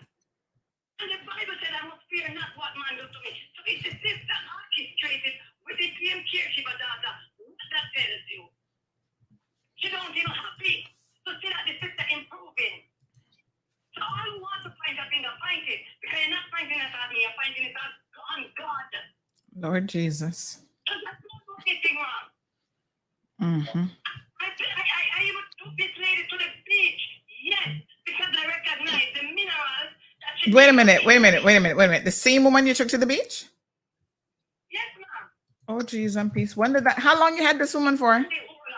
How long? Sandy. How long did you have? Sandy. How long did you have her for? Miss Sandy, hold on. Because a lot of persons only there to throw out comments. Look deep in the situation. The lady can't talk now. No, but let me ask you a question. How long did you actually have her for? You took her to your. No, I'm saying from the time you took her. From the time you took her out of her bed. And I don't want to be a blogger. I don't want to say anything that No. don't want me to say. But we're trying to understand the facts, and it's very important. If for you A lot to. of them who is sick, what I'm going to say to you, a lot of them who is sick need the seed and need the natural sources, because most medication only work for a period of time. I have medications upon medications here. All right. Yeah? When you took her out of her bed, how long was she gone for? When I took her out of her bed? Yes. You took her to East End. You went to see in East End? Miss, they're putting a lot of stuff to this thing. It's every day I go there and look for the lady. Yeah? And the ladies know that her helper them was going to baptize. And the helper has nothing to do more than to bring her to the church. So I took the initiative. Doing good, not bad. So you took her to church? Yes, ma'am. And you took her to the sea? Yes, ma'am. And you took her to see the sister? Huh? And to see the sister as well? No. Oh, you didn't take her to see the sister? This is more than one different day you're talking. It's Sunday she go to church. So you've taken her out more than once on different days? I don't take her. I was asked. All right, you were the driver on more than you were the driver then on more than one occasion. Yes, ma'am. I see. So what I'm saying to you now, I'm not here for nobody to disrespectful or to disrespect me. Yeah? If the lady is sick, yeah? And the helper, who is the caregiver, the helper told me that she is the caregiver. I asked for family members. All I do to persons is encourage them to God. You want Cara? And minister to them and then get saved. I'm a soul-winning person. I'm not a God soul-killing is very person. tender. Yeah? So you can shoot out one up. I'm saying all of that to say this. You know, The go lady is doing better. And I was going to take the initiative to say, because I spoke with the clinical lady, yeah, to take her in to allow whether the ambulance or me take her in to the hospital in order for her to get a proper care, because what is in her navel needs to change. You get what I'm saying? Well, I hear you, but I'm not quite sure I have all the details yet. But anyway, send us the video. I mean, I think people. Telling you what is happening. Yeah, I think people are curious to see the video, so do send the video. I'm gonna send you the video. All right, my dear. See her sister, how she operates. So for her to do what she do yesterday evening, that's what put me into a shock right now. So we do have someone who wants to get in contact with you for some of your healing serums. It is Mr. Ween. It is in New York. It is in Jamaica. I was on the phone here dealing with a gentleman who is 92-year-old, couldn't even walk. So it can cure people from walking too? Miss, garlic? It's not a joke thing, you know. This is about God. This is not about me and you, you know. Well, then, I mean, let's be very, very frank. To you, Miss Sandy, it is not a joke thing. It is about God. One person wants to know where in Jamaica are you from? It's God gives healing. Someone wants to know if you're from St. Mary or St. Thomas. Miss, me don't want to punch me there here for more than half of my ears. Yeah, but obviously you're Jamaican. I mean, so they want to know where in Jamaica you're from. Don't want to wear more than me. Kingston, okay. So they know foolishness, because what they are trying to do, yeah? Let's look into it when persons might show them comments. Yeah? Definition of character. Who on your thing going to say, oh, scammer? I need to find that person because I'm going to know what we're scamming with. Let me ask you a question. When you took her out to church and to the sea and driving and whatever, what happened to her feeding tube? Did you remove the feeding tube? Miss, that's a question. It is a question, and it's a question that's looking for an answer. Miss, Yes. what I'm saying to you, she go to the doctor. Don't the doctor say she's fine? She's fine. So the doctor removed her feeding tube. She's okay. Don't get it twisted. The orchestrator behind it is the poor caregiver's daughter. Wait a minute. This is the first I'm hearing about the caregiver's daughter. How'd she get into the caregiver's daughter? Yes. What the hell? So she went to a doctor, as in a medical doctor, qualified medical doctor, who said she's fine, and they took out the feeding tube. Miss, the feeding tube not take out. No, I went there after I leave the police station and get the consent from the helper to look for her. And then I said, you say your prayer yet? She said, no. And then I tell her the 23rd Psalm to say the 23rd Psalm. And she was saying the 23rd Psalm. Then the orchestrator, along with the helper's daughter, came in and called the police officer. As if I'm a bad person. Where there was 2 weeks ago. None of them was there. So you were going to see this woman on a daily basis to perform cosmetic. Because I have concern about the lady. I'm doing nothing but good. Through God, not man.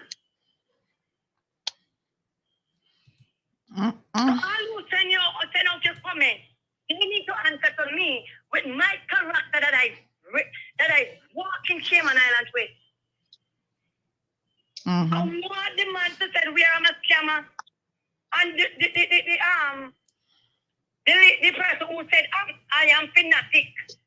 Because all of who sending out text, majority of them come to me.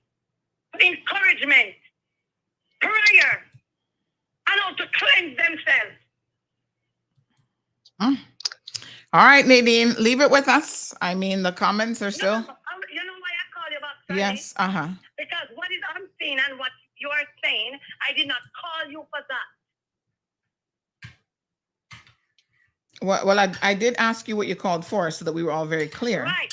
So with all of your comments that's coming in, you need to tell them about the law also with that. What do you mean? No, because the man said I'm a scammer. Well, I mean, people have an opinion, and they're just scamming. Why them don't talk about other issues? And all it's right. not done for the healing.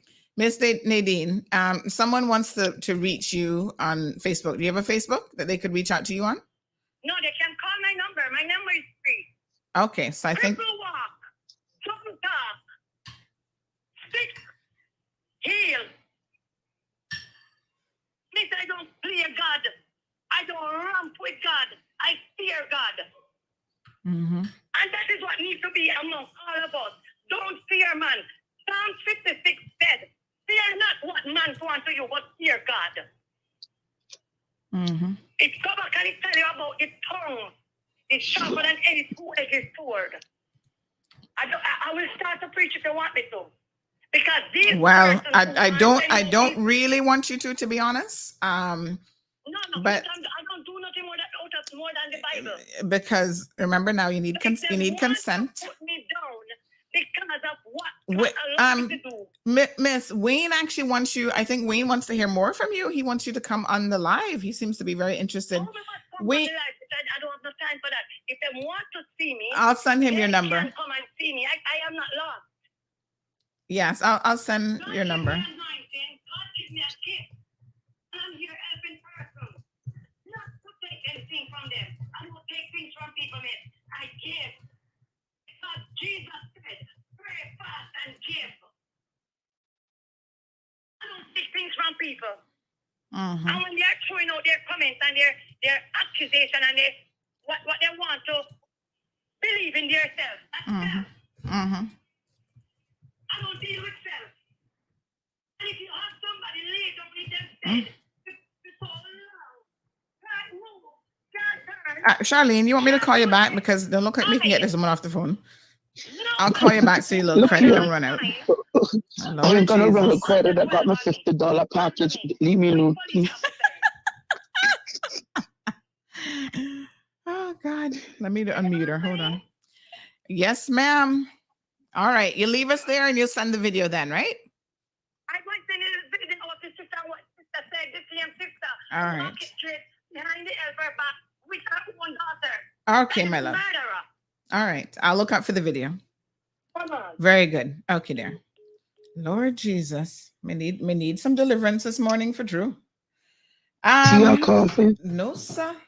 Coffee or tea? Damien says, I think I need a shot of vodka in my tea this morning. Damien says many persons use the wrong words to describe. Maybe means to say deceiver and not scammer. Well, I think yes. When they say scammer, you can interchange that. There's Nadine's number for the gentleman who wants it. Wayne, you can give her a call. Cece says, Sandy, hang up now. Melanie Hulse is bored to death. She's like, get this woman off the phone. Gabby says, lady, if you know you never did nothing wrong, leave it to God. That's what I tell you. Sometimes you need to, the very scriptures and stuff that you're quoting, you need to listen to yourself. Stop talking. You're only digging this hole a little bit deeper. Olive says, you not take things from people. Oh no, you scam people. Oh Lord. Olive, hold on 1 second, Charlie. We got another call. We're gonna put you guys in a two-way. Charlene, Miss Charlene, do you know? I'm sorry, Miss Olive, do you know this woman? People are asking if she is Lavelle. Don't call Lavelle name because Lavelle will soon be out in front of Glass House again. Morning caller. Charlene was up first, and then we're gonna have you join in. Charlene, go ahead, my love. No, but she's. I think this woman is convinced that she is doing good. Yes, but that doesn't her mean intention is good. But yes. Somebody need to tell her that is not the way you operate legally. Mm-hmm. And she's talking about taking this person to the doctor and da. Yeah, I can't believe that. I'm still confused about who took out the feeding tube. Because if the woman has a feeding tube and you take that out, you could kill somebody. That's why I'm saying here, you don't only need qualified doctors, you need quality qualified doctors, and those who are licensed to practice in the Cayman Islands. Mm-hmm. Oh my God, I take care of my mother every day, but there are things that I will not do because I cannot do because I don't know how to do. If you have a patient like my mother, they will show you how to do things. I'm sure that they have thought about who is competent and who is not. But they're not going to tell you nothing about no injection and take no feeding tube and foolishness. If you do that feeding tube thing, you're going to go through extensive with them. And as much as I could come from. It's certain things I wouldn't touch. You call in the doctor, the nurses for that. But thank you, Miss Charlene. We have another caller. Let's see what's on their mind. Thank caller. You. Morning. Sandy, what's on your mind morning. today? Hello, sir. Listen. Yes. I know you have your medical Tuesdays, right? Yeah. Now you're telling me now you're going from medical Tuesdays to spiritual Wednesdays. My God, I mean your show is just getting off the cheap. Welcome to Cayman Mall Road. Oh my God, you're gonna have to do that. We have medical Tuesdays and spiritual Wednesdays. If you feel bad on Tuesdays, come and join us on a Wednesday. We will brighten your day. Listen.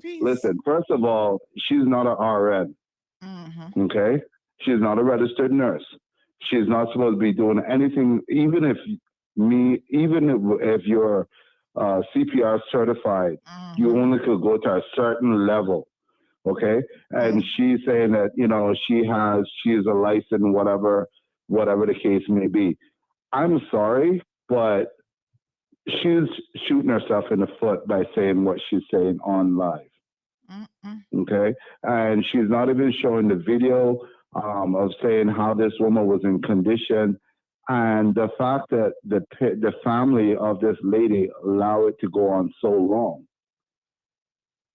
I don't know the whole back end of the story, but I mean, I drove all the way from my house to town, and I was, like when you're watching like Days of Our Lives or Santa Barbara or As the World Turn, and it goes, as of next week, and I'm like, oh no, but I mean, at the end of the day, we have to start paying attention to our family members.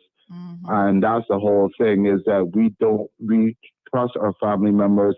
Just like how you said several years ago, you do not allow your daughter to sleep over. You don't allow your daughter to do certain things. It's the same thing what we do to our elders. We put our elders, when our elders get old enough, we go, you know what? I got to help her. She could take care of them and just forget about it until S hits the fan. And then when it hits the fan, then it's too late to come back. They're the ones that raised us. They're the one that changed our diapers. They're the one that did this. They're the one that made sure that we got to school. It's our turn now to take care of them. You know what I mean? But anyway, for everyone that's listening, wait till next week to another Spiritual Wednesday on Cayman Road. Have a good day. Thank you, caller. What a mess. Well, Miss Olive says that she knows Nadine. Oh, Jesus. They just hit the fan. Miss Olive says Nadine lie. And she wicked. You are a soul thiefing person. Stop use God's name in your wickedness. OMG. Miss Olive is bringing it all out. She says, Jesus Christ, Lord of mercy. Lord of mercy. Help Nadine. Really? Yeah, Nadine baptized about 10 times. Oh my God, what? She's a damn wicked. Mercy, God, Nadine. God, I go beat you. Aye, Lord have mercy. Miss Nadine, what is Miss Olive saying this morning? Miss Olive says she knows you, because I was like, are these general comments that Miss Olive is making? Wagwan this morning. But Miss Olive said, yes, I know Nadine from Macomb, man, 20 years ago. I wish I never see that damn wicked woman in my life. She a wicked, about 10 times she baptized. I can give you a lot of info. She wicked. Wow. Let me just get this tea over here, trying to mind my own beeswax, as they say, my own business. Let me just have another sip, honey child. I need a little extra something in this tea this morning. Y'all gonna make me become an alcoholic, because I can't take it. What the hell? Miss Olive says she know what's going on. Captain Mark, what was she sick with that she had 3 months to live? Oh, Miss Nadine?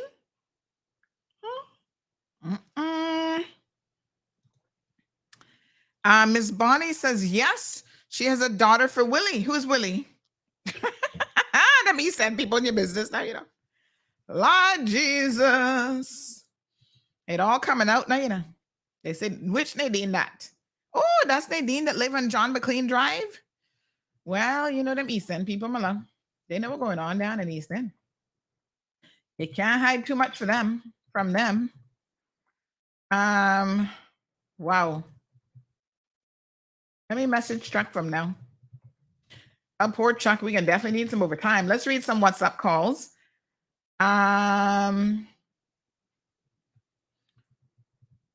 This is somebody I think sending me birthday greetings today from Miss Sybil Jackson, 97 years old. Happy birthday, Miss Sybil. This person says, good morning.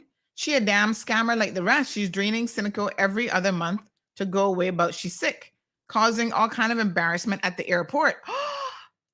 Who's this, Miss Nadine? This is somebody else who know Miss Nadine? What? Y'all scandalous bad. When she don't get what she wants, she start to cry how sick she is. And her name is Belkis. Think I might be spelling it wrong. That's the same Nadine? Oh God, I'm so confused. Good morning, caller. Yeah, it's me again. First of all, Sandy, I forgot to ask you, what was she sick with? What was she diagnosed with that she had 3 months to live? And can she prove to the fact that she was diagnosed with that, and that she have a letter that the doctor said she had 3 months to live? Because she first said 6 months, then she said 3 months. Oh my God. Right? So what was she diagnosed with? And I'm not wanting do not claim on sickness. But and then another lady, I'm gonna come call you with jokes because I have to lighten the situation because I'm falling so much into boo boo right now. But anyway, I think she got baptized those 10 times, and I'll leave it with this because she was learning to swim. That's all I'm saying.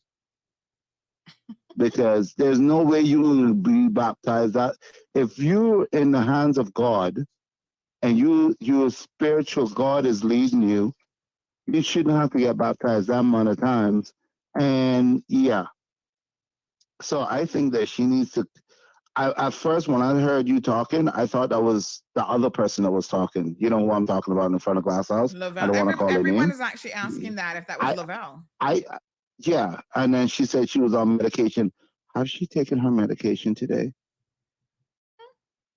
Because there's no way more in and the more world is being revealed. So this person says she the truth will come out. Well, the truth coming out here this morning, honey chill. Stand by.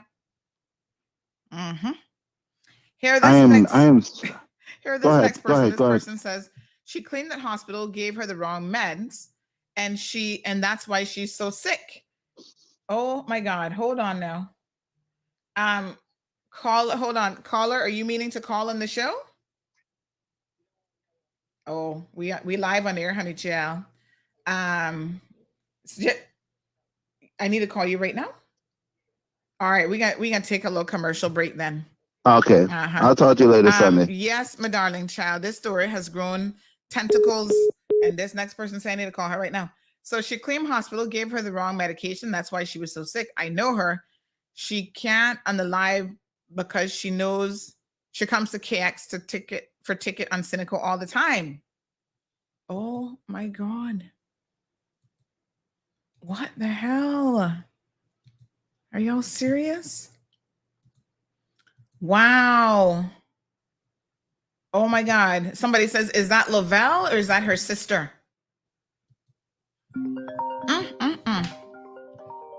Miss Charlene, give me 2 minutes. I need to take an urgent call that might be related to this matter off air.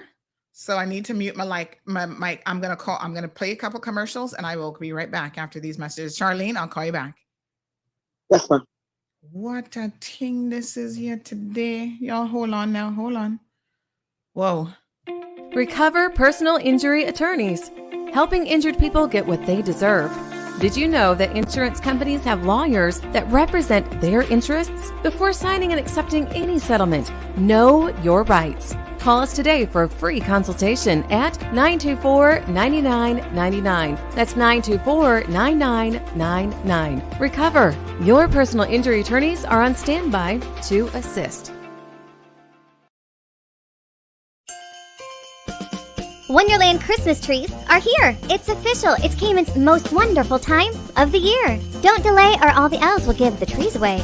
Stop by our Christmas tree lot to select from the finest balsam fir trees, starting at $100 for 5 to 6 feet. Christmas lot is located right next to Cost You Less in Governor Square. Selected from the best farms in Canada, your tree has been grown with love and care by all our elves for many years. Wonderland Christmas Trees is owned and operated by experienced elves with over 6 years of industry experience. Don't trust your Christmas tree needs to anyone else. And remember, for every tree you purchase, Wonderland Christmas Trees makes a donation to Feed Our Future and Meals on Wheels. Visit wonderlandtrees.ky or find us on Facebook to place your order today. Christmas tree sales going on now. Don't delay. Wonderland Christmas Trees, your best choice for Christmas. Ho, ho, ho, ho! Merry Christmas! 'Tis the season to advertise your business's holiday specials and sales events. Don't miss out on Cayman's #1 social media, talk show, and website platforms to spread your message to thousands of people locally and abroad. Christmas dining and entertainment venues? Call us today. Retail shopping for special friends and family? Call us today. Christmas rentals and accommodations? Call us today. Cayman's #1 news platform is the best way to reach the largest available audience, resulting in more sales for your business. Contact CMR today at sales@caymanmarlroad.com or 324-1612. All right, folks, we are back. Oh my God. We get some real breaking news, but Um,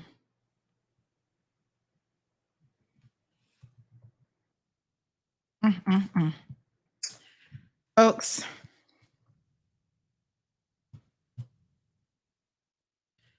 a member of our community, I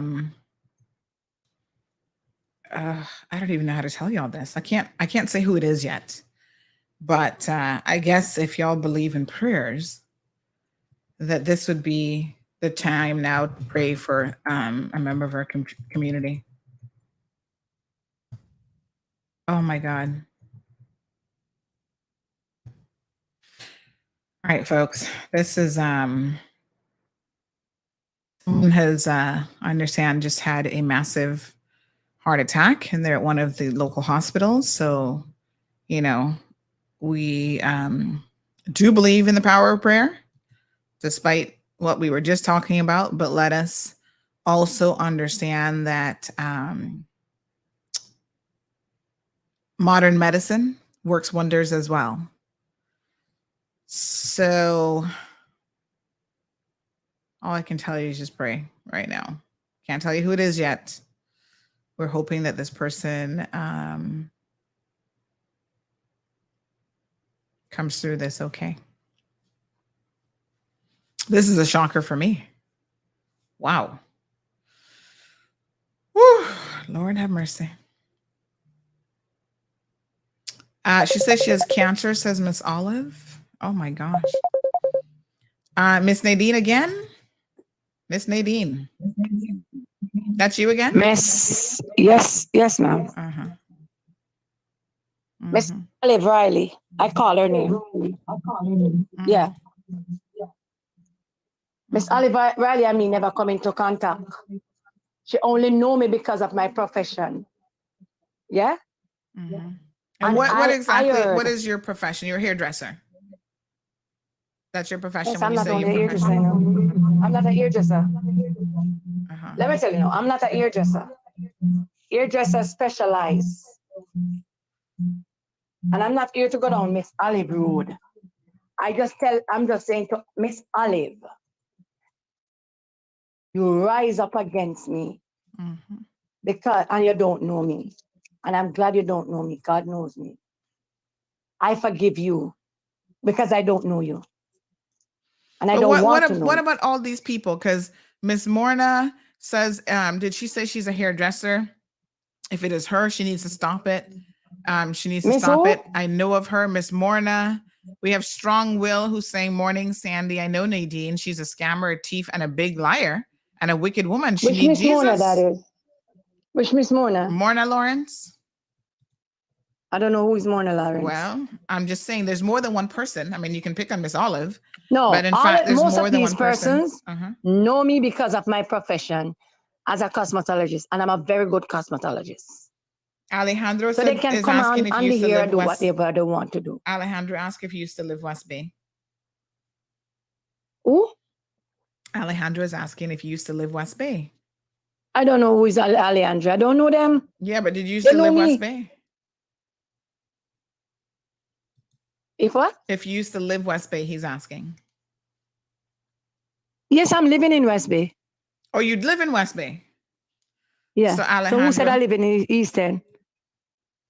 Well, I don't know if they're referring to you or the elderly person, but someone said something about John McLean Drive. Miss, enough of them don't know what they are talking. You hear? They're just coming on because they want to be heard. Yeah? And they want to talk what they want to talk. I'm not on their topic. The topic that I'm on now, what I'm saying is, tell Miss Olive, she will talk to my lawyer. And all who want to talk, let them talk. Yeah? Because when you're talking about someone, you need to have proof of everything. Am I correct? Well, I mean, Miss Sandy? When you're talking about someone, you need to have proof of everything.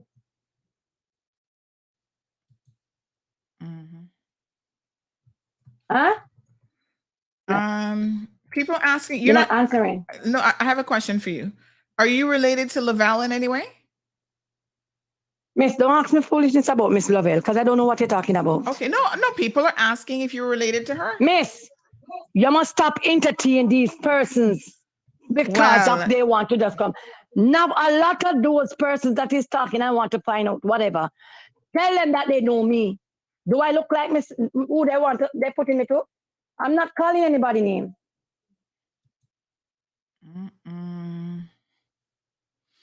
Well, my dear, let me tell you something. On the one, all on of the these one comments, hand, yes, I only hope they can back it up. Well, I mean, they yeah, might be because saying it's my name they're trying to. That is my name they're trying to deem. Yes, but they might be saying the same thing about you. They might be saying that you're bringing this story They to what? us. I said they could very well be saying the same thing about you, my dear. Right? Saying the same what? Well, you said that they need to back it up and they can't say this and that. And why am I entertaining them? They're sitting back saying the same thing. That if I have cynical insurance, if I have, what is it? If I have. Do you have cynical? Miss, that's my personal business. All right, but you came on the show sharing your personal business this morning. I'm not sharing a personal business. This is what I tell people. They are, Miss, you get the phone call and you get all the texts them coming to you and you reading it out. And that's the reason why I come back to you on the phone now. I only want they all to have their backup to what they are saying. Well, everybody's asking Miss Olive to call in and give her side of things. Morna says, bam, I know her. Morna says she knows you. Which one of the Morna? What you talking about? Which Morna? The same one I just told you about. Miss Morna says she knows you. What is her name? I just told you, Morna Lawrence. That's her name. I don't know Morna Lawrence. Well, she says she know you. I know a lot of Morna. Okay. So which one of the Morna? One of them must be the one that you know, that this one. But this is not the issues that I'm talking about. Is all who is sending text to your phone. Yes, but they have a right to and then saying all of these things. This is the whole point, is that they have a right to do that once you come and open Pandora's box. That's why sometimes you must leave Pandora's box closed. I'm just saying. All right, we have Miss Charlene on the line. Miss Charlene, you weighing in on this again? Sandra, hang up. Hang that woman up, please. But I call you to tell you something. It is up eastern, not down eastern, any young people. It's down West Bay. Anything to the window is up. So I don't know what you did that for. That's coming like Pedro and Pedro. And then you can look at. I say we want to know about our beauty pageant, January 14th. My dear. All right, Miss Olive. I would suggest you just turn off the radio if it's bothering you. Miss Nadine, sorry. And don't listen. Because Miss Olive says, laughing out loud, Nadine, Nadine, Nadine. Poppy Reen says Nadine is holding her own, I must say. Well, defiance is not always a good thing, but yes, she's obviously holding her own. Sabrina says, Miss, she sounds like she real friend of Laval. Oh no, dape afraid of dape. Lord have mercy. Folks, on a more serious note this morning, one of her own has actually had a heart attack. Oh, Nadine calling again. Nadine. Good morning, Nadine. I just hear your sad story about that person with the heart attack. Yes, ma'am. I just pray. Yes. For the worst not to come out. He died or she died? No, we just have heard that they've had a massive heart attack. So we can I all just do pray some that the prayer. Lord Yes. hand down healing right now and to bring life in spite of the situation and the present situation. God is able to bring healing through this situation, to this person, if it is a female, it's a female or a male. I don't really want to disclose that at this particular. Okay, that's point. fine. That's fine. That's fine. Yeah. But I'm just asking for God healing. All right. From the crown of that person's head to the sole of that person's feet. So let's just and to bring life, yes, not death. Let's leave it there. Even though it is appointed unto man once to die. But I'm asking for mercy to bring his life back or her life back. Mm-hmm. I've seen multiple persons get heart attack and they don't die. Mm-hmm. Mm-hmm. Yes, that's for So sure. God can do it. So the time everybody on the phone and doing all of this, they need to go down and on their knees and start to look up and pray for healing to complete.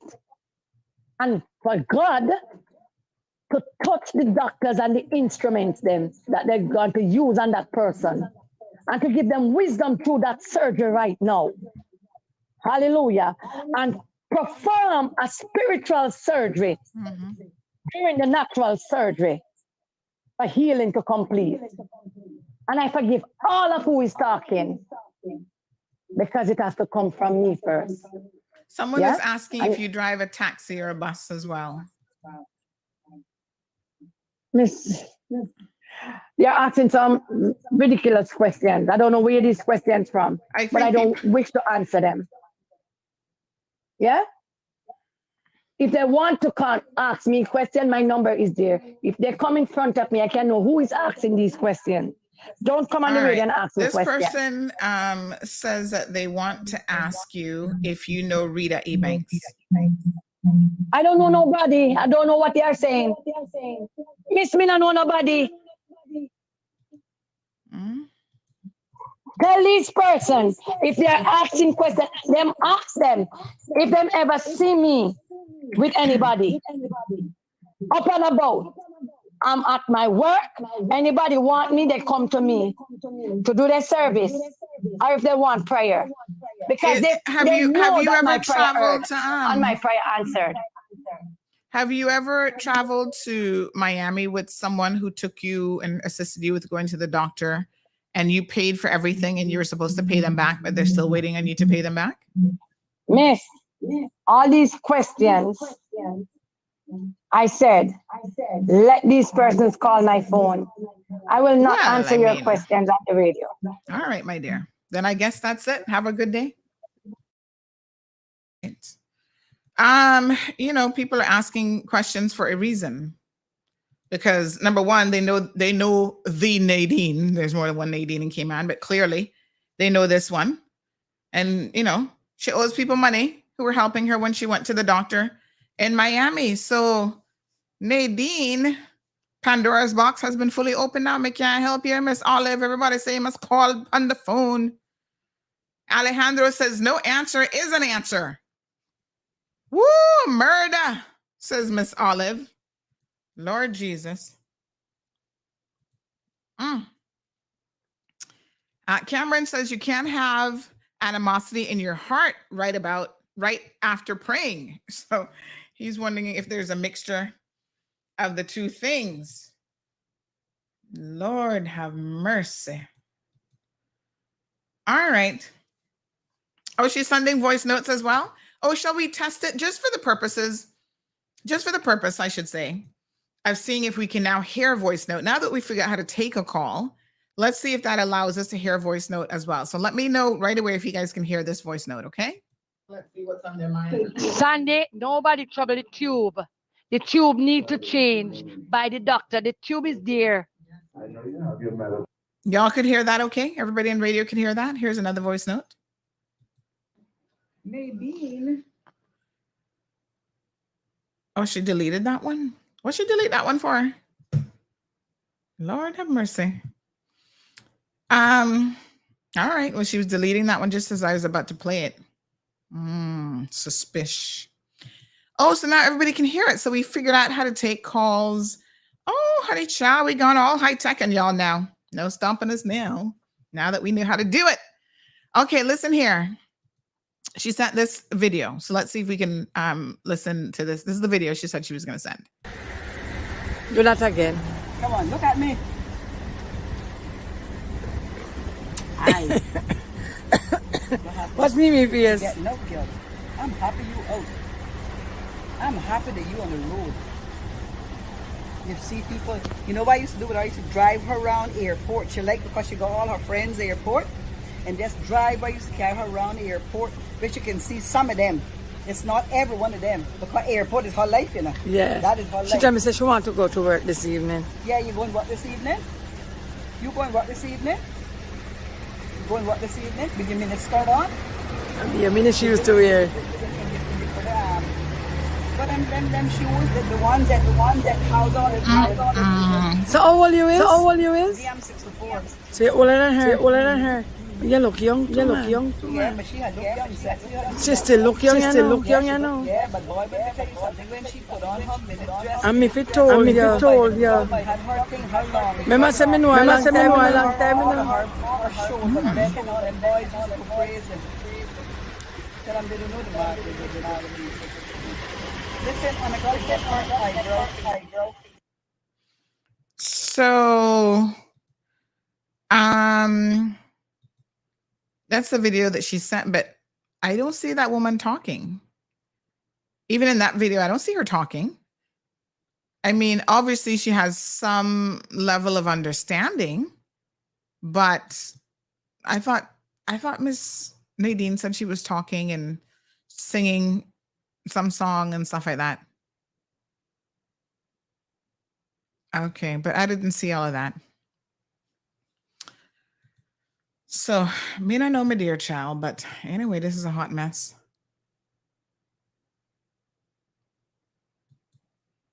All right, as we get more details on this other situation, Caymanians, one of our own, definitely needs your positivity. So whether you believe in prayer or positive thoughts, please this morning send it to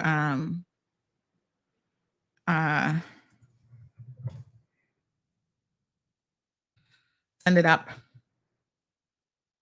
to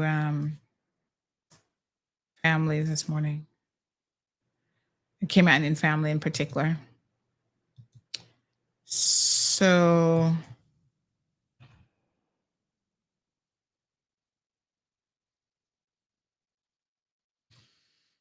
okay.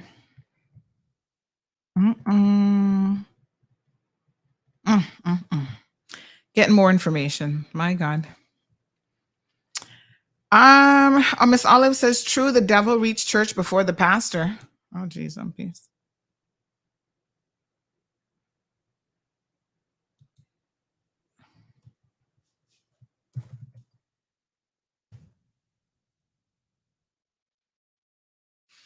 Yes, sir.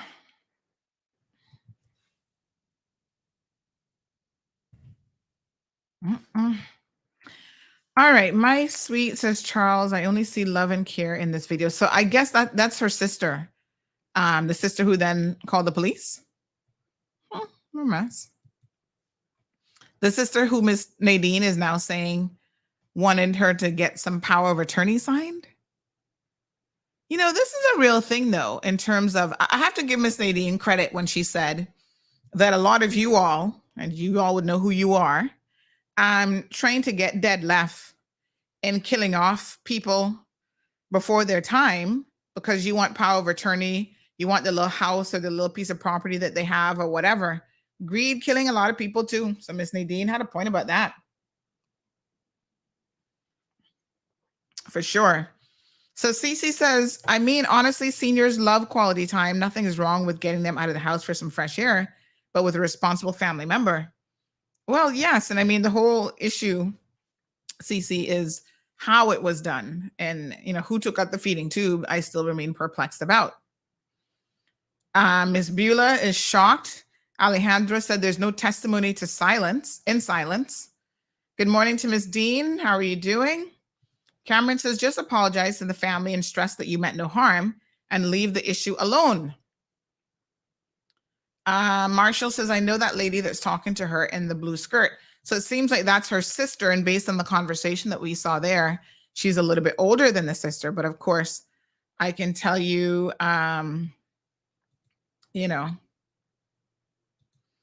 yes, that these things are critical. Okay.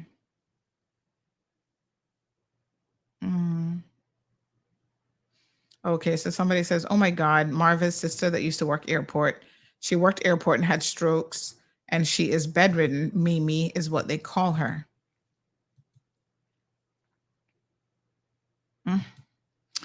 What a hot mess. Poppy says we can't pray for someone not knowing who they are. Well, just send out positive prayers. I can't give you the person's name. So what I would say is just pray for everybody in the Cayman Islands. Doesn't God know? Why do you have to call the person's name, Poppy? Does God not know right now who's in need of healing? So if you just say, God, anybody who's in need of healing in the Cayman Islands, or better yet, isn't God supposed to know what's inside my head? He's all knowing. So all you have to do is say, Lord Jesus, Sandy isn't going to name the person, but in her brain, you can read what's inside her head. Just pull the name forward and heal that person. I don't have to tell you who the person is. God is supposed to be omnipotent and all-knowing in the good works. Rosita Cha, you missed a lot this morning. You're going to have to hit that rewind button later on. Tyrone, good morning. Brenda says, Sandra, your sister Carmely can tell you who these sisters are. Oh, okay. Yeah, I don't really, the one sister talking looks familiar. So someone says she used to work airport and her sister still does at the port. I know them very, very well. Well, poor Miss Mimi sounds like she's had an adventurous time recently. So hopefully she can get back to relaxing.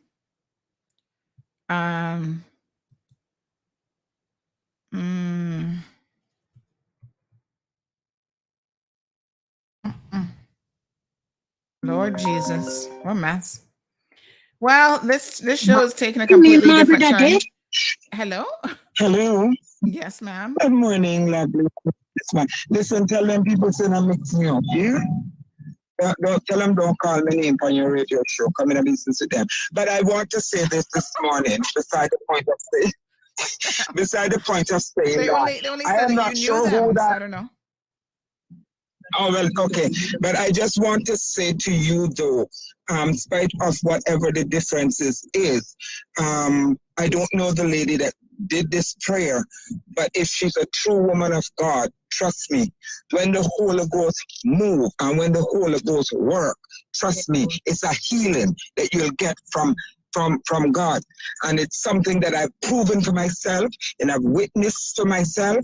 And trust me, don't care how bedridden you is, don't care how sick you be, if you believe when the person is praying and you believe, if they not even believe in their mind, but then believe in their spirit, trust me, God will open a way to heal them and take it from somebody that truly knows the healing of God and truly understand the Holy Spirit of God. You understand me? So I don't know the circumstances. I'm listening to the show and I'm doing my work at the same time, but I don't business with it. But I'm saying to you is if this woman really, really, truly reach out and did some prayer for this woman, I don't think she should be condemned for it. She shouldn't be condemned. That's not really the issue. The issue is putting something down somebody's feeding tube. So the prayers is one thing, and that might not have stepped over the boundaries, but putting something in someone's feeding tube to try to heal them is a whole other situation. Well, in that respect, if I wouldn't do that because it's a medical patient, so you don't do things outside of the medical profession if you're not a medical individual. And if you're even a medical individual and you're not assigned to that particular patient, you do not do anything outside of your routine or your job that you're not supposed to do. So I don't know nothing about that part, but I could speak about the prayer part of it. So whatever she put in the lady's tube, I'm not sure what it is, and I don't want to get into whatever it is, but whatever it is that she put in there that she said heal the woman and made the woman brighter and cheer her up or whatever, take that to the doctor and ask the doctor if it's okay to continue to give the woman if she see that the woman was brighter and started to move flexible and got back in our right senses and be able to walk around and stuff like that. Not a problem. But when it comes to the spiritual healing of God, when it comes to the spiritual healing of God, it's not nothing to ramp with. I can tell you, it's nothing to ramp with. The Holy Ghost works in mysterious ways. You understand me? So people need to understand. You need it's what you call, after you reconnect yourself with Christ, you have to go in some deep closet. You know them way there? You have to go into the closet them and sit down and talk to God to get some of the Holy Spirit that you really want, to get that insight that you really want. And God gives you those things when you pray and ask for them. The Bible speaks of it. So maybe she has that power to pray and heal people. And what God can do is just can do. But at the end of the day, if God has decided to heal someone and give light to them, why is it that people, I can tell you right now, I don't know who this woman is that they're talking about. Ask Carmely, probably Carmely, no, I'm not sure. But whoever know Carmely knows Carmely throughout this island. Call me now, make me carry down to my church with me, God forget deliverance. If I give the deliverance down the so, and my bishop give the deliverance down the so, she shall be healed. I mean, I ask you, shall we get up and run in at the church? She shall be healed in the name of Jesus, whoever she is. May I tell you right now, in the name of Jesus, she shall be healed. You understand me? So people need to stop. People need to stop and think, oh yeah, God this and God that and well, so the people... No, nothing to do with phobia. When God give you the healing spirit, you child. Yeah, but nothing to do with phobia. Let me ask you a question then. So the people who don't get healed, it's because God just didn't want to heal those people? No. Don't get me wrong. Oh. It's a faith thing and you have to keep working on it. It's a faith thing and you have to continue to always work on it. You cannot say because I didn't get healed yesterday that I'm not going to get healed today. Some situation may never be healed, but you'll be a lot better than what you was before. I've seen it. You might be a lot better than what you was before. You might not get 100% healing in the body itself, but your mind and your spirit and your soul will be healed.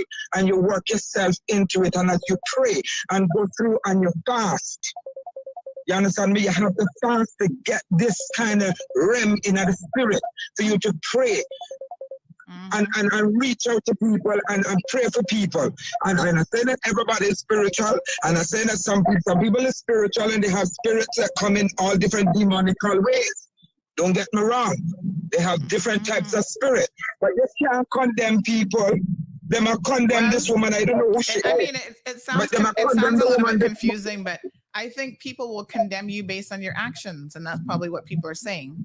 That they've seen, like Miss Alden said, if you've been baptized 10 times and you've had a questionable character. Condemn God, but then don't condemn what the work of God has been done. God used her to perform a work. How do you know that? How do you know that it was God actually using her? The Holy Spirit will make her know that God is making her know the Holy Spirit. Well, if that is the case, if you believe that the Holy Spirit will let her know, shouldn't the Holy Spirit be letting the rest of us know to simply believe? Sandra, it's a process. You wouldn't understand the system. It's a process that you have to have a mindset for. You have to go into intermediate sessions in your closet, in your dark closet, understand the Holy Spirit, my girl. You have to go into the interceder closet and pray, and you have to fast. We can't go through the biblical things with you on the radio. It can take too much time. But there's a lot of things that brings you to that level where you can profess. You understand? And read the Holy Spirit, and God can talk to you and tell you what's going on in somebody's life. You understand me? I can sit here and say to you X, Y, Z, but I am not going to do so.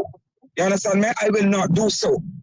There's certain things that I will say to some people and say, listen, man, walk the road. That's what I'm not going to say. God says to do walk that road. They never say to you, don't walk there, so walk over there, so. And maybe if you walk this, so what will happen to you? I just say that from my insight because I know how some people stay when you try to explain to them about the Holy Ghost and how the Holy Spirit works within you. And when you intercede deep in prayer and talk to God in prayer, and God give you the word to give somebody, and you give it to them and say, thou says the Lord. Then them go feel Let me ask you another question, caller, because this is a very, very interesting point, right? Here in this country, we are Christians. We believe in Christianity, and there are religions that predate Christianity by a very, very long time. What do you say to those people who have different religious beliefs than you? So even your own African ancestors, right, where you come from, Africa, that's us. 80% of us are genealogy is from Africa. They did not have Christianity back then because it simply did not exist. There was no Bible, there was no Jesus, there was nothing. They had completely different religious beliefs. What do you say to those people? What do I say to what people? I missed it. Like your ancestors that existed before Christianity. So I said in this country, we're largely a Christian believing community, right? But there are religions that predate, that existed before Christianity. No, this isn't denominations. No.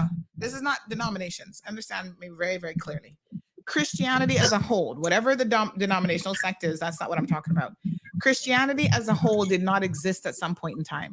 But as people of African descent, there are other religious beliefs that now we look down upon that existed before then. What do you say to those people? Sandra, I can't speak of before because I wasn't born in that time. But I can speak of the time. You were also not born when Christianity was first developed either. But you're spit. So you see born, but then we grow into Christianity. Okay, so you believe what you believe because of what you've been grown into, basically. That is the bottom line. Okay. Yes, you grow into something and you believe and you pray and you see how God works in your life. So therefore, when you pray and you see what God works in your life, you have to believe. All right. Well, the phone is ringing off this morning, so let's grab another call. All right. And like I said, don't condemn the poor woman for what she's doing, man. She's doing the work of God, man. All right. Well, I mean, I don't know that personally, but okay. All right, folks. Another caller on the. Hold on. I see Miss Nadine is trying to call back. Miss Nadine, you might force us to put a limit on how many times a person can call. What I would suggest now is I would say that you've had a chance to say what you've had to say. So I don't know if we can continue to entertain any more calls from Miss Nadine. Good morning, caller. Welcome to the program. Hello. Hi, caller. Good morning and welcome to the program. Hi, good morning, Sandra. Good morning, everyone. Yes, morning. I have a question for those people that believe in faith healing and that kind of thing. Mm-hmm. What if it's God's will that a person dies? Well, then that explains the people who don't get healed. You know, but that's sort of my point. It's like, you know, if somebody gets healed, you know, it's part of God's miracle. If he doesn't get healed, you know, well, he works in mysterious ways. I don't understand. Mm-hmm. Why not just let the doctors do what they have to do and the scientists do what they have to do? And why is this something that needs to be put on? Caller, do you ever think about, because I mean, the last caller just admitted that we believe what we believe because of how we grew up, right? So we are, again, a product of our environment. And I get that. I mean, I grew up in a very religious home. And as I got older and I started to think about things as objectively as I could, I had a lot of questions even about Christianity, and I did a fair amount of research. I'm certainly no religious expert.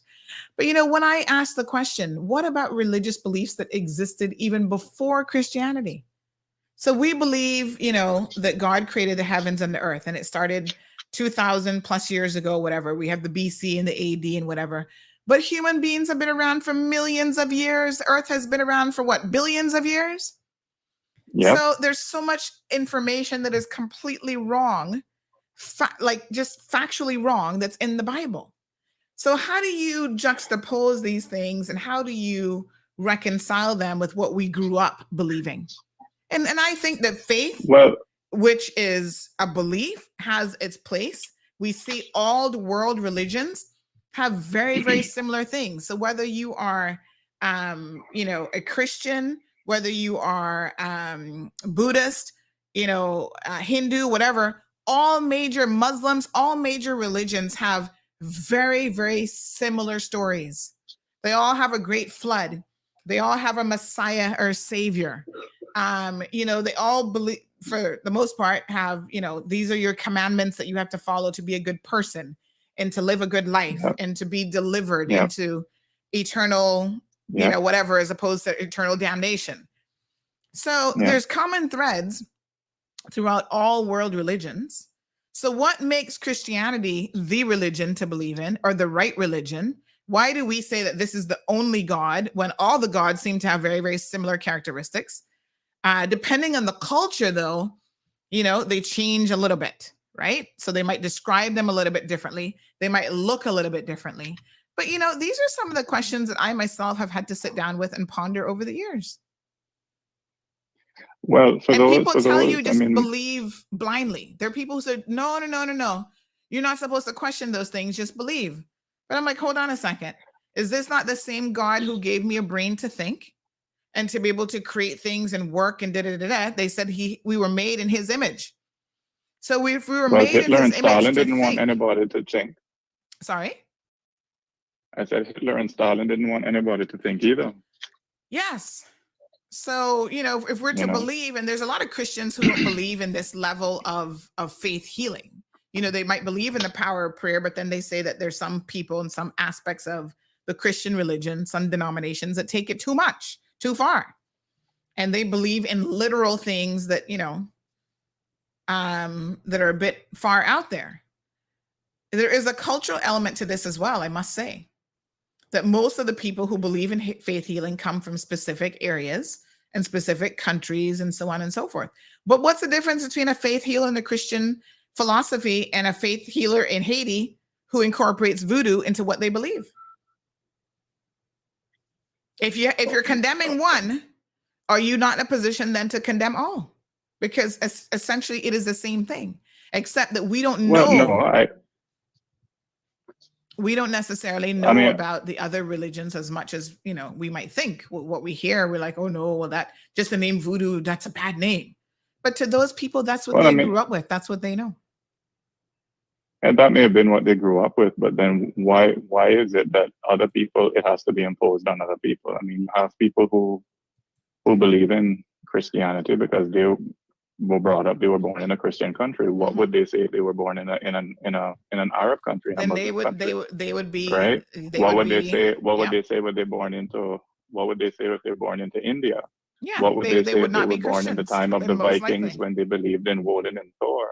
What would they think if they were born in the times of the Greeks when they think about, Zeus and Athena and Aphrodite? What would they think now if they're humans yet to be born from some religion that's yet to be invented? I mean, there's no particular reason to pick on the Christian faith and say that that is the way. What if you're wrong about that? What if they're wrong about that? That's what I'm saying. We in the end, we may all be wrong, right? So I think the right way is science. I think the right way is science. I think the right way is medicine. I mean, science has lifted us as a species out of darkness. It has lifted us into enjoying all the things that we enjoy now. We take it for granted because a lot of us are not scientifically literate. Yeah. But and that's just my 2 cents. To the I try to be a very balanced person in a lot of things, and even to the scientific side of me, I also say that faith and beliefs have a role to play, but they may have a much more scientific explanation than a lot of people are willing to accept.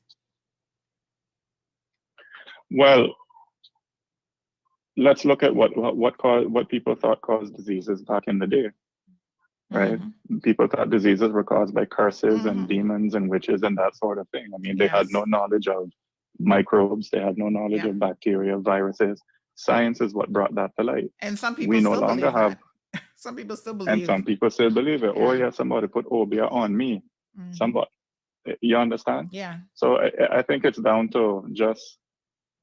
I don't like using the word because I don't want to insult anyone, but I think it comes down to ignorance. A lot of people are ignorant. They're not scientifically literate. You can have your faith. You can have your faith, but faith has its place. Right? Let science do what science does. Let medicine do what medicine is supposed to do, and let your faith do for your spirit what your faith does for your spirit. And that's just my 2 cents worth.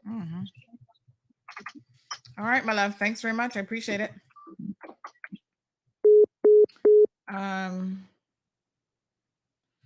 All right. What a mess. All right. So we have more messages from Miss Olive. We'll listen to the messages, folks, and then we're going to go ahead and wrap up the show. I actually have an 11 o'clock appointment today, speaking of medicine, with the foot doctor. Y'all have any healing from my foot pain? Let me know. What kind of bush tea I can drink for my foot pain, because the doctor said it is how I'm walking. So is there any medicine that can help me walk different? I tell you, I've tried Jonathan, I've even tried your what's your I'm not smoking the marijuana, but I have it in the cream. Because it does, with pain management, there's some evidence there that it can be a little bit helpful. So Ms. Soka says belief kill and belief cure. And that really, I think, is the bottom line. What you believe is can be a very, very powerful thing. But I think you cross the line, that sometimes you, when you do certain things, you really cross the line. This is a thing, and this is all I'm going to say about religious beliefs, really, because I think we all, again, are indoctrinated because of how we grew up, what sort of communities and families that we grew up in. But what you're exposed to and what you believe, that's fine. That's your belief. But when you try to push it on other people, and I think that this is where Ms. Nadine may find herself in a bit of trouble, she may have gone too far. You can believe in all the faith healing you want, but you do not have the right to impose that on someone else. You don't have the right to force someone to believe your beliefs. You do not have a right to put anything down somebody's feeding tube, et cetera, et cetera. So maybe at the time that all of this happened, the sister didn't know the full extent of how her sister came to visit her, and she was just happy to see her sister. So in that moment, that video is showing that she's happy to see her sister. What that video doesn't show, to Ms. Nadine's point, is that video doesn't show the sister talking and singing like Ms. Nadine said. So the level of healing that was supposed to have taken place, I do not see that level of healing here. We see people who believe in faith healing, parents in particular who've been charged in other jurisdictions for manslaughter because they refuse traditional medicine and so on that could have saved a child. All they wanted to do was pray for the child and give the child some bush tea and end up killing the child. And so these things now are becoming less and less acceptable when there is danger that is being brought to the individual. Now, I don't know if there was any danger that was brought to this lady, but here's Miss Debbie saying, taking noni supplements for 3 months many years ago shut down my liver. Dr. Pickering, a blood specialist, discovered the problem, and it took 3 more months to reverse it. Noni can be very dangerous to the liver. I learned my lesson. It was 500 milligrams per day. So we talk about supplements and natural healing and bush tea and whatever.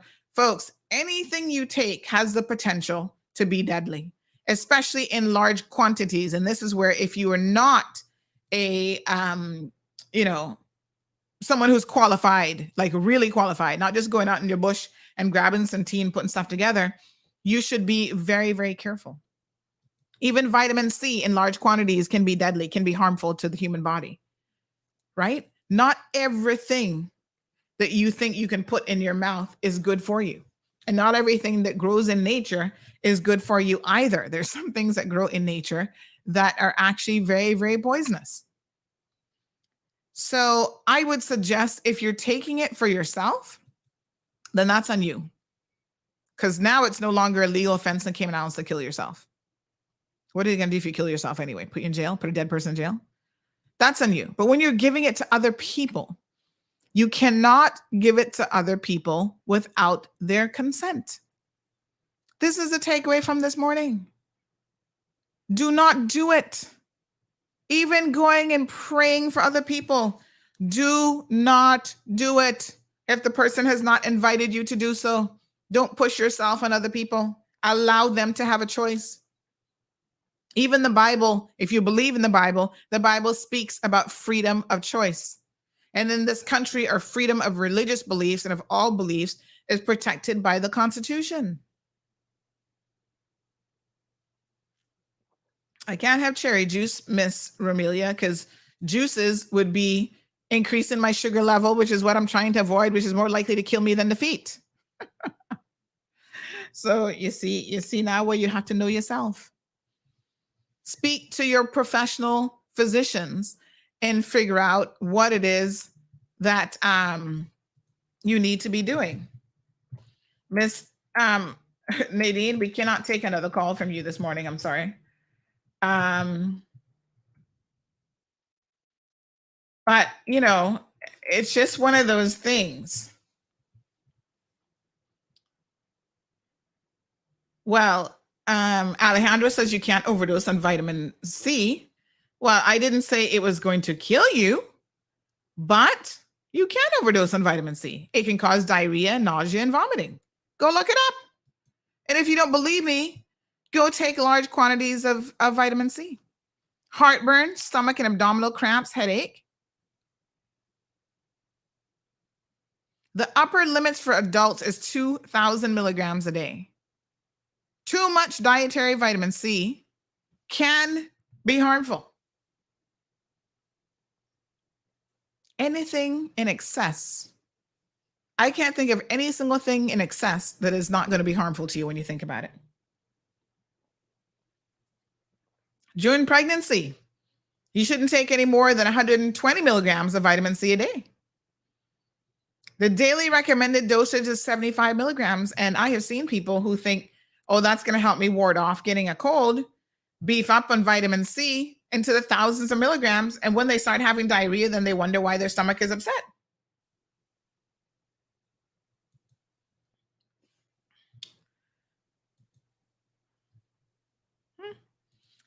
Damien says it's the same if you don't follow a prescription.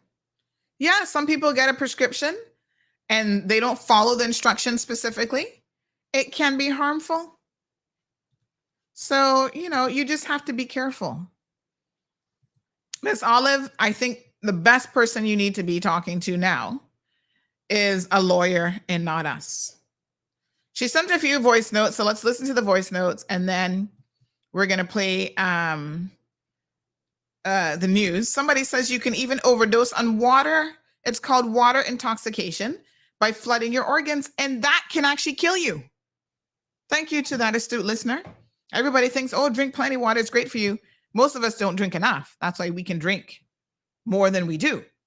But you can actually die from drinking too much water. Ay, ay, ay. So in typical Caymanian fashion, of course, everybody in Cayman doesn't know who this is. That is at the doctors with a heart condition. Seems like this individual has artery blockage. I'm always hesitant to mention the person's name on this program, but everybody already knows. And if you don't know, you might be one of the last people in Cayman that don't know. So we're going to go ahead and mention his name. He's a public figure.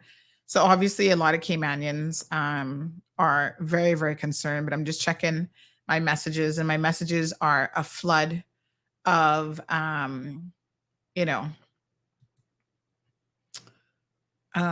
who this person is. So I think it's fair to say if you're a Caymanian at this point, you already know who it is. So we're going to be really keeping Franz Manderson this morning in our thoughts and prayers. He's having a medical situation with his heart. It looks like one artery might be blocked. And this is very, very serious because, on this program, we talk about health and wellness. And, sometimes we joke about it, the necessity to eat this oatmeal this morning, which is heart healthy. But, we all can improve our lives in different ways, folks. For some of us, it's stress management. So we might be eating well, we might be exercising, and the level of stress that we're dealing with will kill you because, yes, stress does kill you. So we need to manage the stress in our lives. We need to find healthy ways of managing stress. For others, it's our diet. We have piss poor diets. We eating like me. We need to make some changes. For others, it's a lack of exercise. The heart is a muscle and it requires exercise. Just like anything else, too much exercise can be bad for you and too much exercise can kill you. But most of us don't fall into that category and we never will. We're not extreme people out there running marathons every other day, right? But sometimes that can be too much on the heart and that can make the heart give up. So, like I say, moderation, everything in moderation will be good for you people. Okay? Some things you should never do. Don't ever smoke. That's not good in moderation. Don't do drugs. That's not good in moderation because you can't help yourself with that. That'll get out of control really quickly. But yes, poor France, it looks like he has had some blockage in one of his arteries. And we know that it only takes blockage in one artery to take you out, right? We know that this is a reality. So when that happens, we normally call that a heart attack. And so we're going to be sending some positivity. Send your prayers. Do not, under any circumstances, go to the hospital this morning and try to get France Madison to drink anything. Don't take him no herbal tea. Don't take him no herbal bush. Just positivity. Don't be calling the wife. Don't be calling his sisters. Don't be calling his mommy. Give them a break. They're dealing with a situation. And this is one of the things that I really wanted to speak on. Because in this community, I think when something happens, again, it might be coming from a good place, but we overdo it. And sometimes people just need to breathe and we just need to take it, like give them a break. And I want to say this, because I think a lot of the families don't know how to publicly say it, but they want you to just, when you hear of bad news, you hear somebody that has died, I get it. I know how Caribbean people are. I know how Caymanians, everybody wants to sit out at the house and this and that. Sometimes people don't want that. Trust me. I heard the Martinez family didn't want y'all coming up on them like how you're rolling up on them. And it was too much stress for them. And they were trying to still process their loss. So try to be mindful, right? That not everybody responds to a situation in the same way. And sometimes people just require space. And if they require space, then you have got to be in a position to respect that. Don't be the first person to have to pick up the phone and call right now. Just say, oh my God, I just hear what happened to poor France. Don't call him. He's in with the doctors. He's not going to be answering the phone. Right? This is something that hopefully the doctors can go in, perform the necessary procedure to remove the blockage, put a stent in, and y'all can say your prayers as well. Prayers never hurt. Well, that's now debatable after this morning's situation.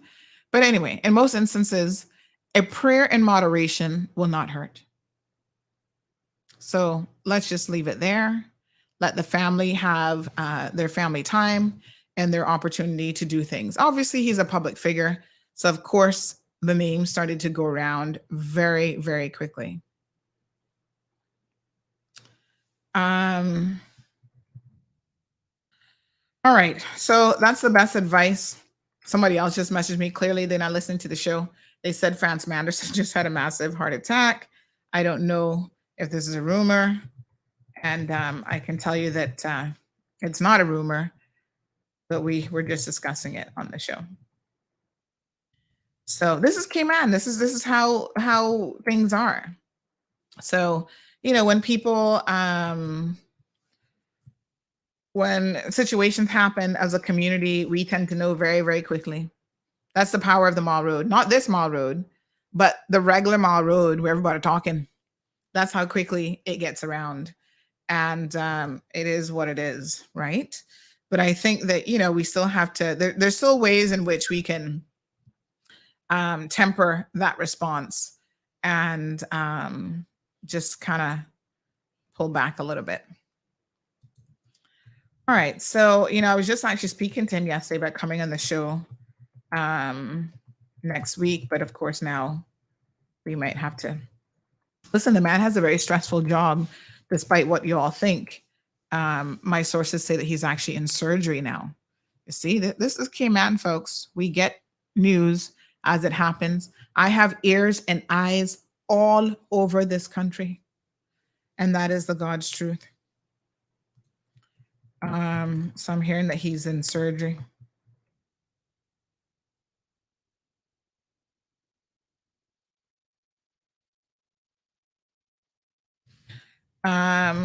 So it is what it is. Oh, geez, and peace. This person says, ask Nadine about her affair with one of the Wilkes sons. Who's Wilkes? Oh my God. Y'all are, I can't even, I can't even. Lord Jesus, take the wheel this morning. So someone says, freeze a can of beans and then roll it under your feet on the ground. Yes, I have my little, actually, thank you for reminding me of that because I do need to order some more of those. But yeah, even just a water bottle, it'll help the ice, the coldness of the ice will help the feet as well as the rolling motion. So viewer to the program, you're absolutely right. There's more that I could be doing myself. But of course, most of us don't pay our bodies any mind until it's too late, until we're like, oh, now I'm in so much pain. Oftentimes I do kind of see it coming, and I think we all could be doing more. So John LaRue says that his sources says it wasn't massive and he's stable. Well, if he's in surgery, then obviously that's a good sign. So I don't think massive in the sense that he's, obviously he's still with us and he's going through surgery. So yes, but heart attacks can be very serious, folks. And the thing is, most heart attacks have zero warning. So you've got to be very, very careful with that because, as they say, those are the widow makers. So they take you out and that's it. All right, let's play Miss Nadine's last few messages before we hear the news, and then we wrap up the show. Let's see what she's got to say. Oops, that one not playing. Miss Nadine, the Holy Spirit might not be with you this morning, because I'm hitting play and they're not playing. Chani Chell. No mess.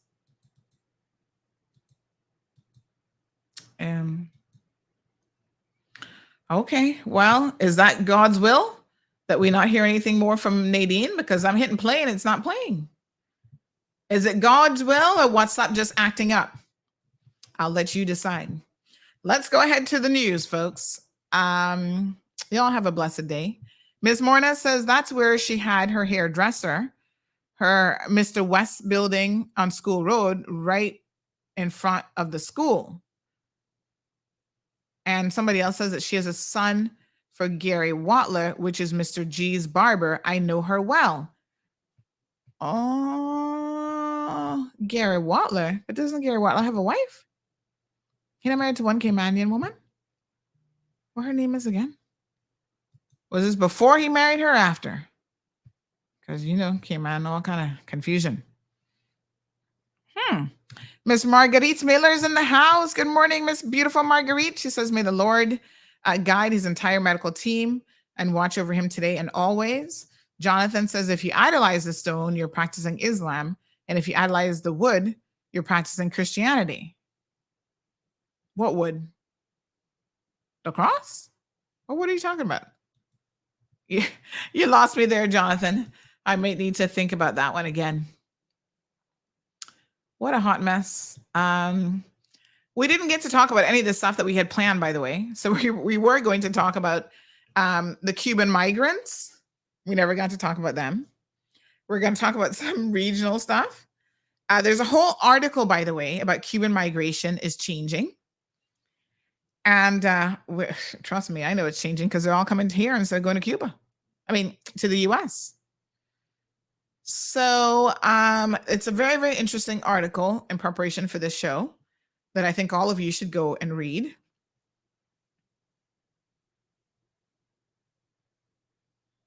What on earth? It's a daughter for Mr. G.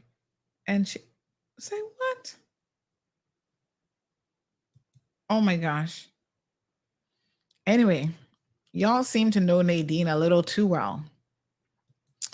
Miss Nadine, after this, you might need to get baptized for the 11th time because all this scandal, what a mess. All right, I can't take it on anymore. Anyway, folks, Give Me Story is coming up. We have some details please, support local heritage and culture. This is a really important stuff. Knowing your heritage and culture. Trust me, a lot of us don't know it. We need to know it. We need to know more.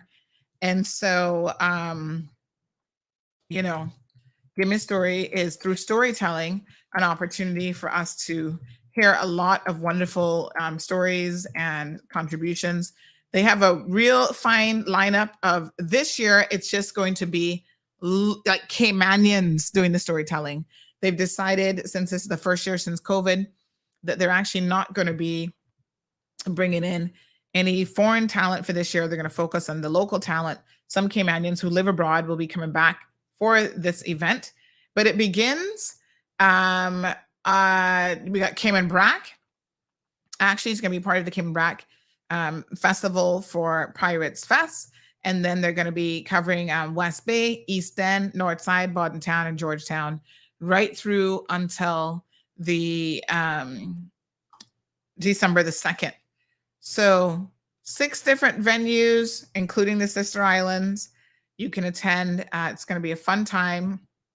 Showtime is 7:30. Gates open at 7 p.m. So make sure you get there early and you can get good seating. Most of it takes place either at the beach, so Coalwood Beach, Smith Barcadier, East End Public Beach, West Bay Public Beach, and then at the park in Hutland. And outside storytelling is just absolutely amazing because it's so nice and cool now in the evenings, and it adds a different element to the experience. So please support Give Me a Story, completely free. They're going to be having a fish fry competition in every single district that they go into as well. So yes, all of us will continue to send out our prayers and thoughts to the Manderson family. And like I said, give them a break. Don't be picking up the phone calling them, because I'm sure they're already inundated with lots of calls. Just send positivity their way. And you can do that without even having to pick up the phone at this stage. Yes? All right, stay tuned for your news. Big shout out to Kevin Watler. His dad had a little surgical procedure yesterday. They're in Tampa. He is doing well. Nurse Janet is on the job taking care of him. So we send our prayers and thoughts to him also for a full and speedy recovery.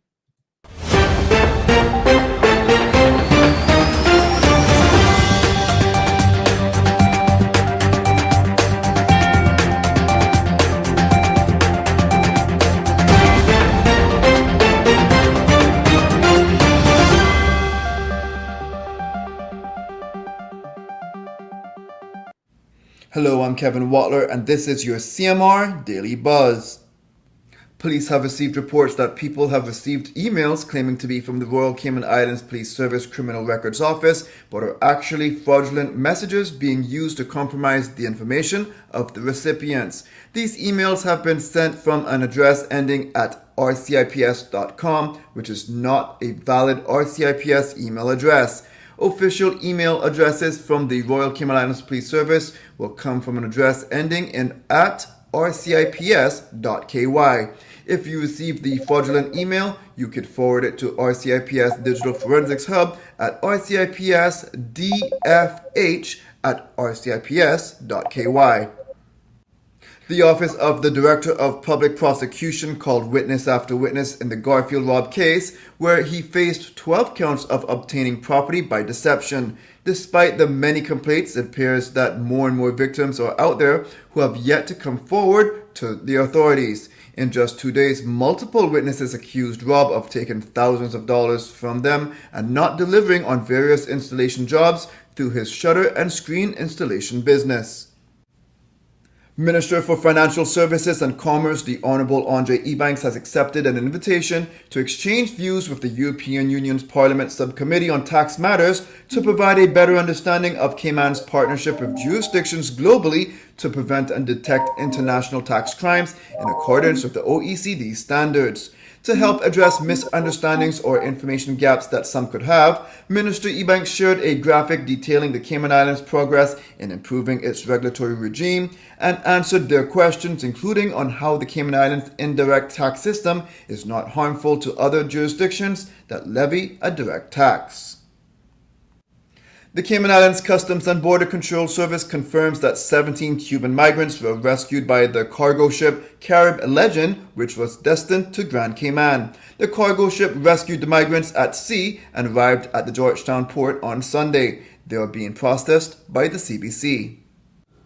Over the long weekend, police responded to 4 robbery-related incidents. Friday night, Uncle Clem's grocery store located on Mary Street was robbed. 2 masked men dressed in hoodies, one armed with a machete and the other with an axe, entered the premises and stole money from the cash register. The occupants of the store ran through the rear door and one person fell while trying to get away from the incident, receiving minor injuries. Shortly after, a delivery driver was leaving Diaz Lane after making a delivery when someone banged on his car window, and again 2 masked men, one carrying an axe, was seen. The driver said they began banging on his vehicle with the axe, and as a result he sped off from the location. Nothing was stolen, however, the vehicle received minor damage. Then police received a report of an armed robbery at an Asian retailer located on Shedden Road. 2 men wearing dark-colored clothing and hoodies entered the store with a firearm and demanded money and assaulted the storekeeper. The men made off with cash. Then on Monday night, police received a report of a robbery that occurred outside an address on Northside Road. It was reported that 2 men had been seated outside the location when they were approached by 3 masked men who showed firearms and demanded cash. The men made off of the scene with a quantity of cash. Within an hour of a CMR post regarding a stolen vehicle, its location was found. According to its owner, a known thief stole the vehicle. CMR encouraged if you see something, say something, and thanks followers for helping the police solve such crimes. Kamora Smith, who was one of the missing teens, is back home. However, Jasmine Ebanks remains outstanding. The 14-year-olds were reported missing last Monday. Police continue to seek wanted man 35-year-old Mitchum Kendra Wood in relation to several burglary offenses. 48-year-old Al Hendel Pearson, who was also circulated as wanted by police, has been arrested. 3 people traveling on a 34-foot Boston Whaler 345 Conquest from Belize to Grand Cayman was rescued by the Cayman Islands Coast Guard and police helicopter after their vessel lost the ability to steer and ran out of fuel last week. The search and rescue mission took just over 20 hours between Friday and Saturday. The distressed vessel and its occupants were towed to the Lobster Pot dock in Georgetown. Now for your CMR weather update. It's brought to you by WG Charters. Sunrise at 6:34. A few passing clouds are expected. When the temperature is at 86 degrees Fahrenheit and humidity is at 74% like the forecast calls for, it will feel like it's in the low 90s. Winds east-northeast at 10 to 20 miles per hour and the sun sets at 5:46. At nighttime, the temperature falls to the low 80s. Looking forward, an increase in the chance of showers for the end of the week and into the weekend. CMR weather updates are brought to you by WG Charters. They offer private boat trips for a great price, so we encourage you to support them. The United States is designating former Belizean Minister John Birchman Salidivar for his involvement in significant corruption. The U.S. State Department says he accepted bribes for the improper acquisition of Belizean immigration documents and interfered in public processes for his personal benefit during his tenure as a government official. The release from the United States Department of State said in part, corrupt acts such as these undermine the integrity of Belize's democratic institutions and fuel perceptions of corruption and impunity, diminishing confidence in governance. As part of this action, the department is also designating his immediate family members. He denies any wrongdoing. Jamaica's Prime Minister Andrew Holness has declared a state of public emergency in sections of the island amid an increase in murders. Holness made the announcement during a press conference at Jamaica House Tuesday morning.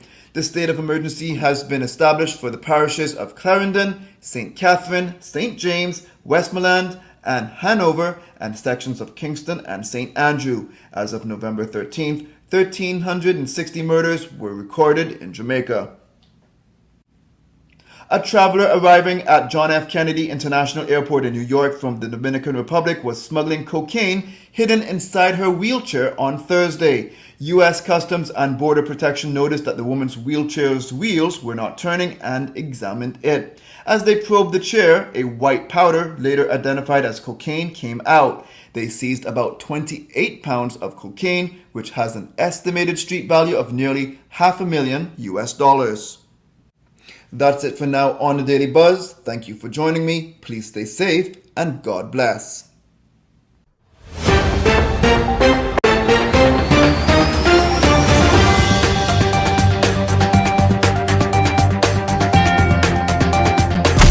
Thank you for tuning in to another episode of The Cold Hard Truth on Bobo 89.1 FM. Cayman's #1 talk show is live weekdays from 7:30 a.m. Never miss an episode again. Watch anytime on CMR's Facebook and YouTube channels for the latest show episodes. Don't forget to follow us online on our social media channels. And visit CaymanMarlRoad.com for all the latest news and community happenings.